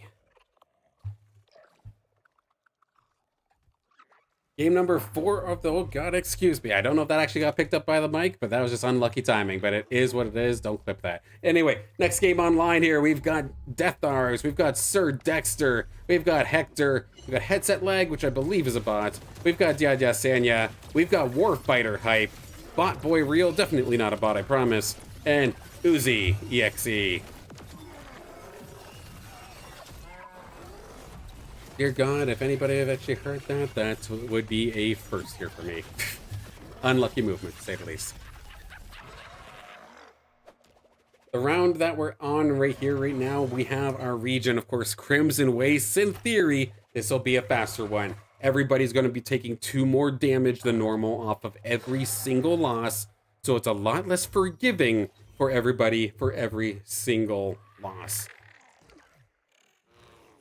Now, Sanya immediately spending up as per usual, has the Exalted Air Doka, but doesn't actually own the Exalted Air Doka. So you're going to get some pretty solid base stats nonetheless, don't get me wrong, but being stuck at level 1 is definitely going to be a little bit frustrating. Going up against current lobby leader Deathars in this fight. We'll see how that goes as we take a look at our weapon selection for this game. Deathars going for what looks like an Earth-based kind of composition off the rip there with that Empath Earth Staff, or the Mauler rather, coming up this time. Sir Dexter has Scion up their sleeve this time. Earthgrass Scepter coming on through here. That's going to be the Earth Scion weapon. Hector's looking at rogues. We got the Vinebound Cleaver coming on through alongside the 2 Lynxes. On our bot's headset, they have the Aqua Blaster. Bot Boy also has the Aqua Blaster, and Uzi has the Flameborn Staff. But how about Sanya? Sanya also has the Verdant Cleaver, so a little bit of rogues being contested in this one. And then last but not least, of course, Warfighter from Team Hype here is going to be using the Lava Gauntlet. That's going to be your Fire Scion weapon. So a lot of Scion in this one, at least in regards to the weapons, but does that actually transition into a Scion team? I'm not gonna lie, I feel like I'm the only, what feels like one of the only ones actually playing a full Scion team. So I'd be pleasantly surprised. I'd love to see somebody else's take on it, whether it be for this week or for another week. Because I don't necessarily have any players in particular to watch to try and learn and improve. Economy-wise, though, we're gonna roll along here with Sanya. Has been doing just that, rolling a bunch, finding, of course, that Exalted Air Doka, but again, doesn't actually have the Doka. And it's just completely A-okay, spending a bunch. There's a couple more Kukas. They have the Lynx potentially here as well. What this reminds me of, Sanya's playstyle reminds me of, say, maybe 3 or 4 seasons ago when I was, like, prior to the, or in the middle of the IPL at the very beginning of the Illuvium Pro League. Sanya plays very similarly to what I feel like I did, where every single game I would do some sort of heavy rolling early, take a big shot to my economy, hope to hit a Lynx, and that the Lynx carries me throughout the rest of the game. Whether that's exactly what Sanya is doing or not, I'm not 100% sure, but it does look very similar in nature.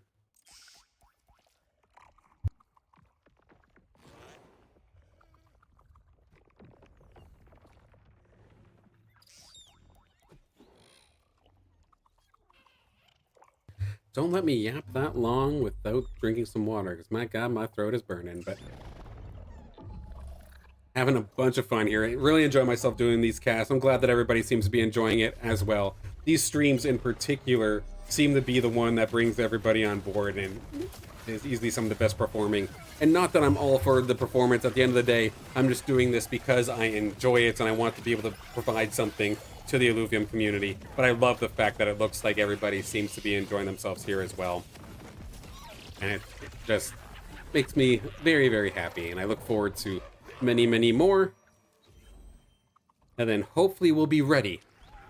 The dedicated few that continue to grind out, raise their alluvials, hit the top of the leaderboards, even though you have really no reason to. It's all the respect all to you all, because I'm hoping once things start getting more competitive with tournaments and events and such, that you shall be rewarded.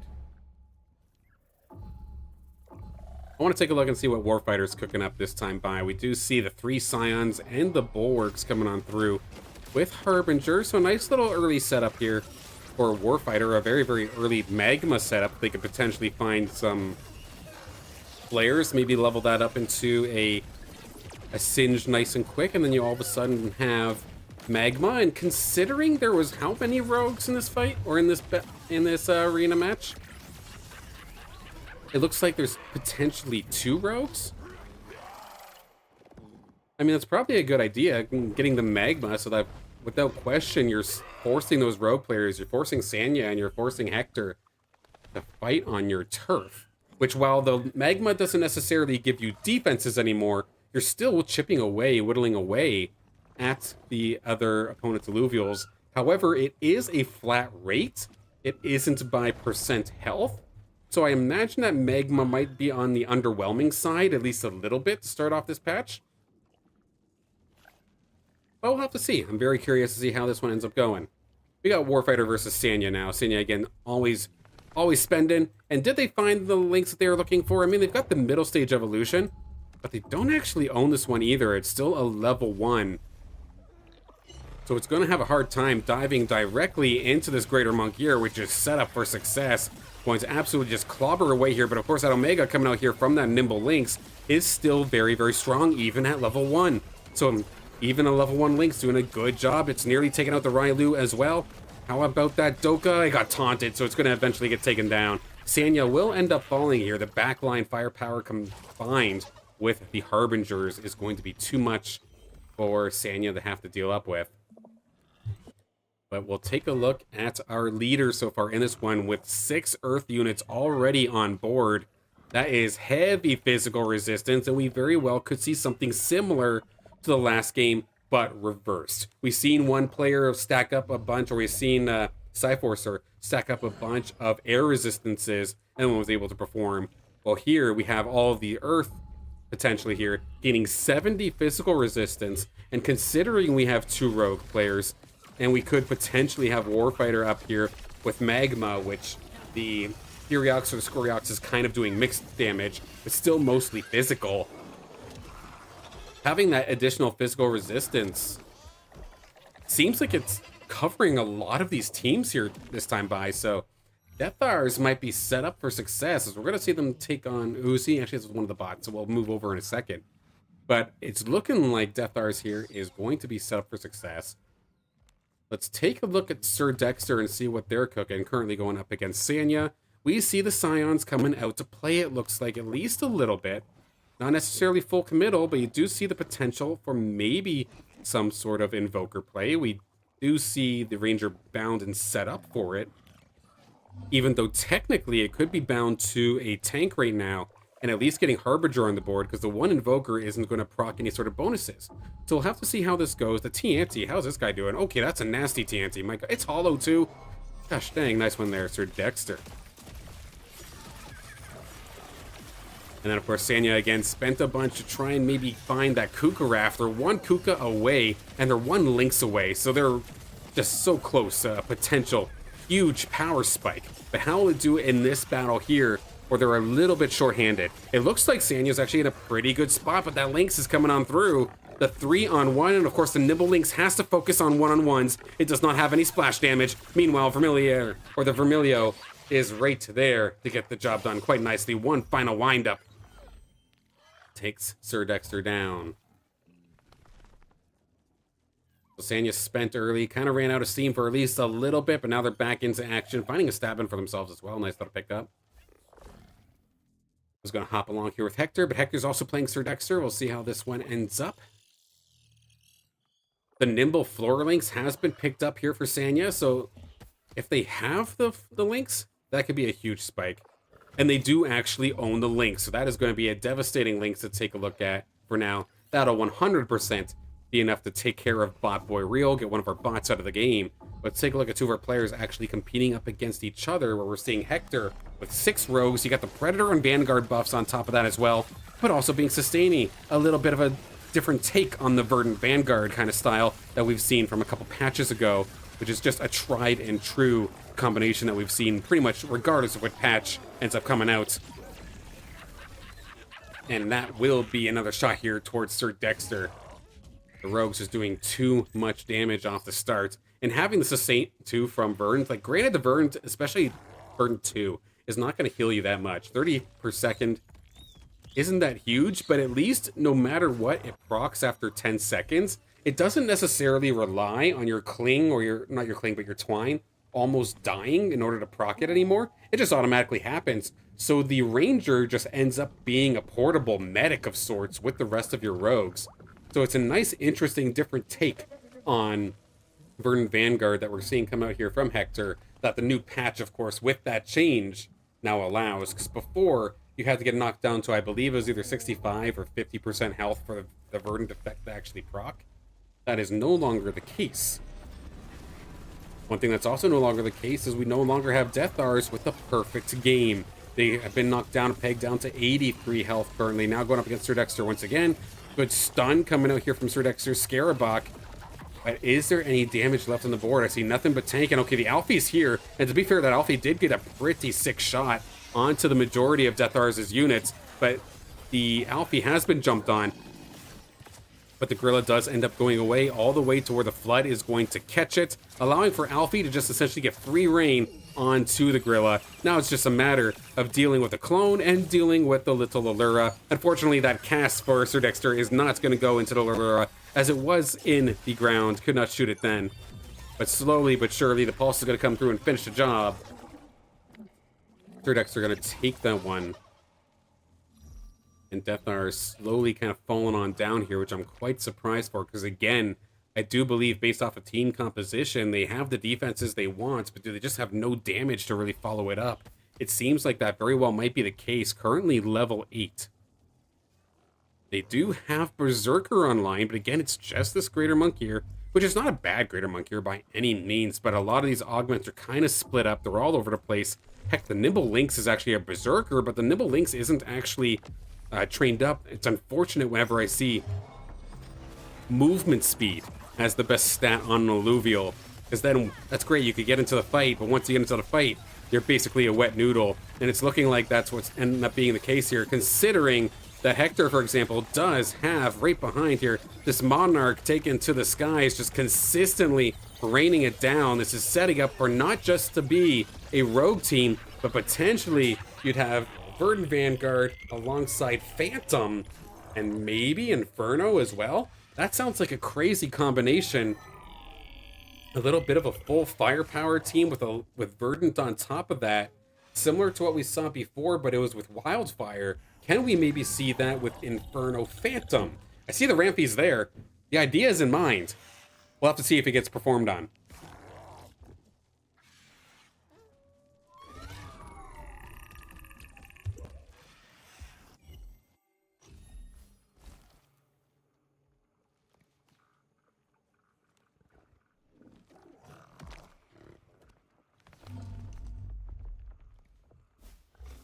NPC round. Let's see where everybody's standing in terms of team comp and economy. Lots of spending in this game compared to the past ones we've seen so far today.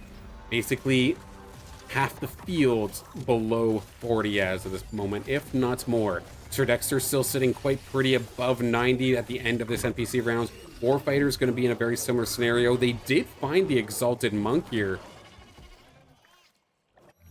so that's going to be one big carry coming on through. They have the Caradulox as well for some big tank up front.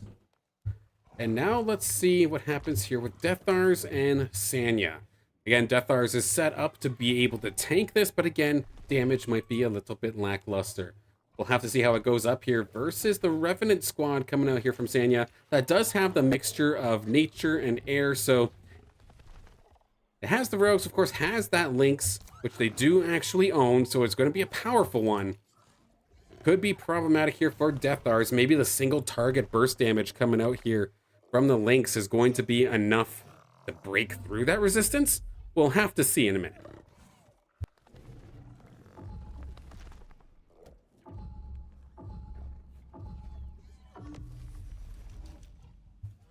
Let's see how this goes. We've got to see if this tanky squad here from Death Hours can hang on. They started off with such a bang, but has been falling ever since. Sanya's rogue squad, it's getting just consistently CC'd one way or another. The Lynx did get stunned up, but you do have the Stabbin still within a safe range. It's staying out of the range of the charm. It's staying out of range of the stuns. It did get taunted there, but at least it's still able to keep on swinging. And I mean, Stabbin doesn't mind getting taunted. It's just gonna keep swinging anyway. And the Lynx and the Stabbin basically just tag teaming every combo or every opponent that they see will be able to put the hurt here onto Death Hours, knocking them down to 13 We have now lost all of our bots. It is now down to just our players, our top 5, with Sir Dexter being on the bubble here, going up against Hector, who again, this Inferno, Phantom, and Verdant Vanguard kind of style. A mixture of rogue teams coming on through. Phantom is online, so that means that the Monarch and the Ramp Fight will be untargetable as soon as they dive to the other side. So they'll get free reign to at least do a little bit of damage.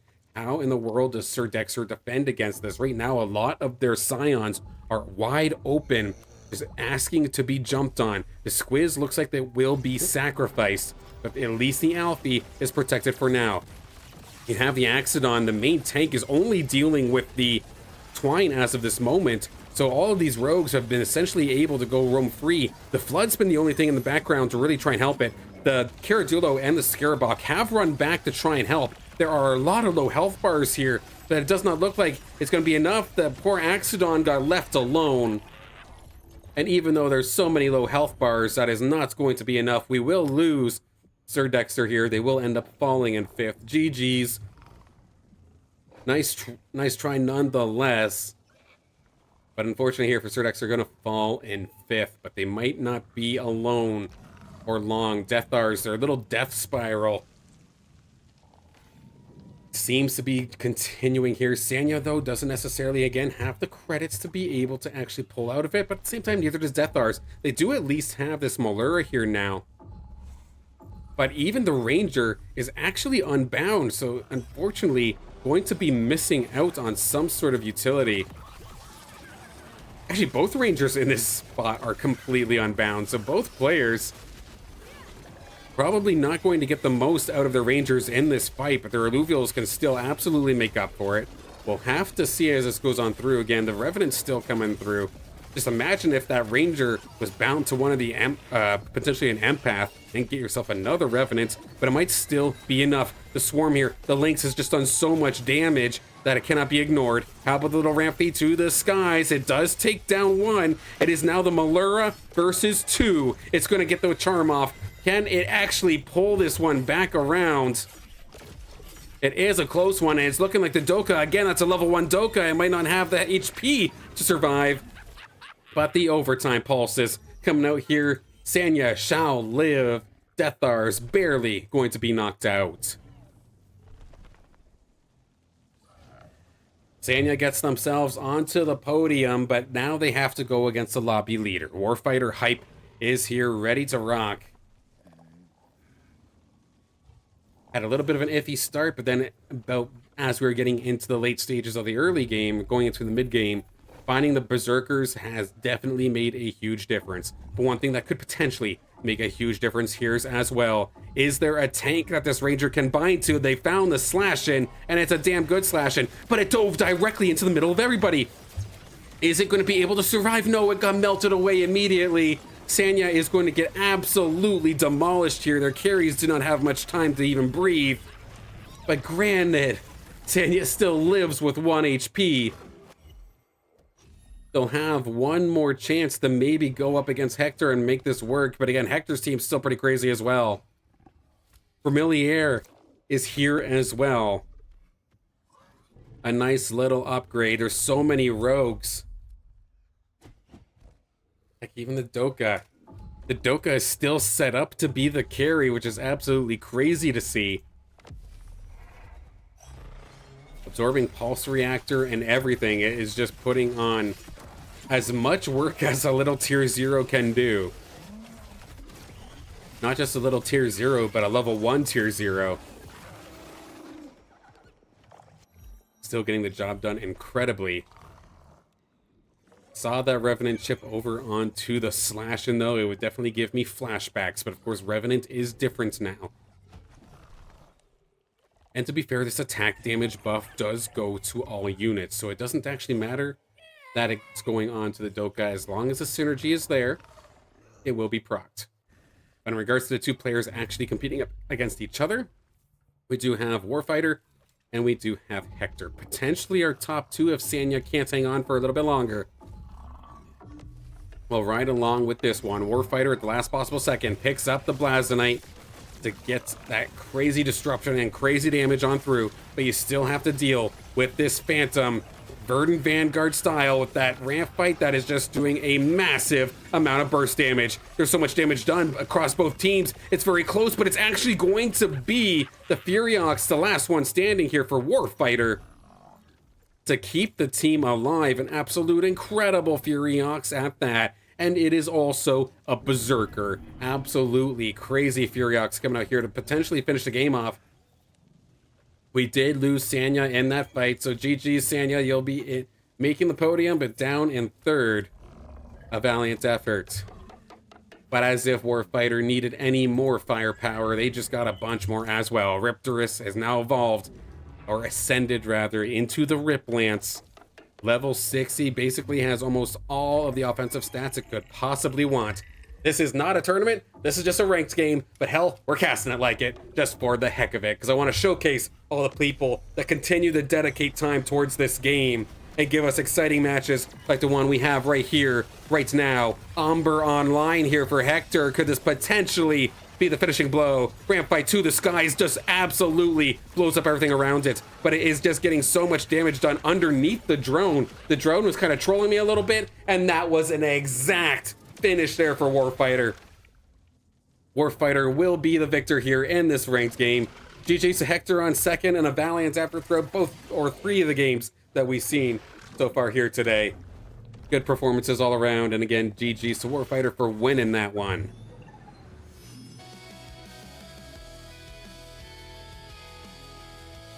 So Fire looking pretty good, to say the least, over the last couple of games. There's just something about being able to burst down a team so damn quickly that is just so satisfying.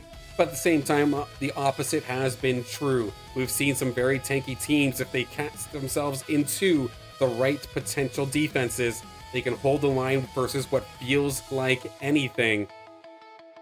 And it's been an interesting mix. But again, this is only day 1.5, day 2 of this brand new patch. Patch 1.17 is still nice and fresh, nice and new. And I'm sure there's still so much more that we have to learn about this patch. We're just getting started. And again, I've been saying it time and time again here, just this game's just super, super exciting, man. I love it when these guys, or when the players are playing on this one, because we get some very, very close, even though there is always, of course, the level discrepancies. Newer players coming in, playing up against bigger and players that have been playing around for a longer period of time. It is hard. And even to the point now when I see somebody just getting started in the game and like maybe just picking up their first couple of alluvials, or maybe they don't necessarily have any alluvials at all, but they're just learning the game. Like, how do I get started? It's kind of tough to get started. Right here, right now, it's very tough. Because we can't go out and catch our own alluvials right now, right? We only have to rely on the marketplace and on auto drone runs. But for those that continue to tough it out, hone their skills, regardless of their collection level, and then for those that have their collection, to keep leveling up and keep honing their skills in, I hope that when tournaments come around, that it'll be all of you that I still see playing here right now, in ranked whenever I'm playing, or whenever on stream, or whenever I'm offline. The fact the user is still playing, I want to see, and I'm going to be biased as shit for tournament time if I happen to be casting it. For all yous that are playing right here, right now, still going while there's technically nothing to play for but leveling, yous are the MVPs. Not minimum viable product, but the most valuable people. At least in my book. But that will be the end of the stream, of course. That is it for me for the week, but of course I will be doing this more next week. Pop up the schedule here one more time. This is what we're looking like. Monday is going to be my turn to compete in the arena. I've got my team that I've been essentially just trying to power level as best as possible. I've been pretty much playing one comp, but we'll see. Maybe we'll mix it up for Monday, try and level up a couple of my pivots, my pivot alluvials and pivot teams, if somebody somehow starts contesting me for Scion, which is unlikely, but now that I said it, it's probably going to happen. We'll see. So Monday's going to be my day to do that. Wednesday, we're going to go over all of the news and community highlights in this week in Illuvium. Once again, I'm going to keep this time slot 3:30 my time or 8:30 UTC.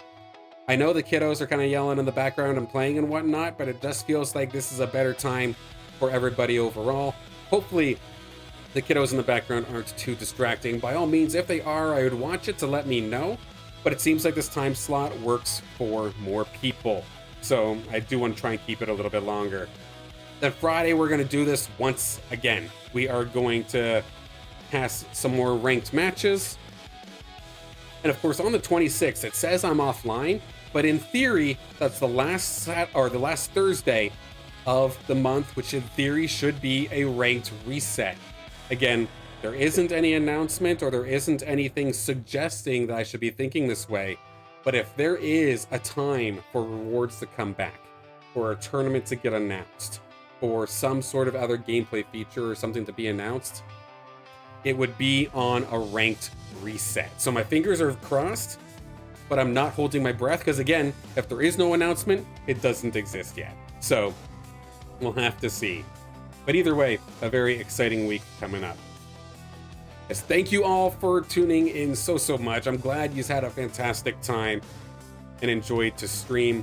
If this happens to have been your first time here on the stream and you want to come back again sometime, it would mean the world to me if you could drop a subscription onto the channel. Again, I'm coming back with at least 3 streams, and especially on the YouTube side of things, I do have YouTube videos coming out around the Illuvium universe. It's not just an arena thing, but it is a lot of arena because it's what we get the most of right now.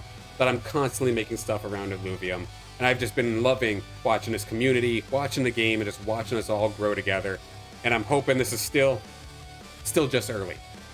That there's still so much more to go through from here. But until then, I will see you next week. And maybe I'll see you in some ranked games over the weekend. But otherwise, have a fantastic weekend, everybody. I will see you on Monday.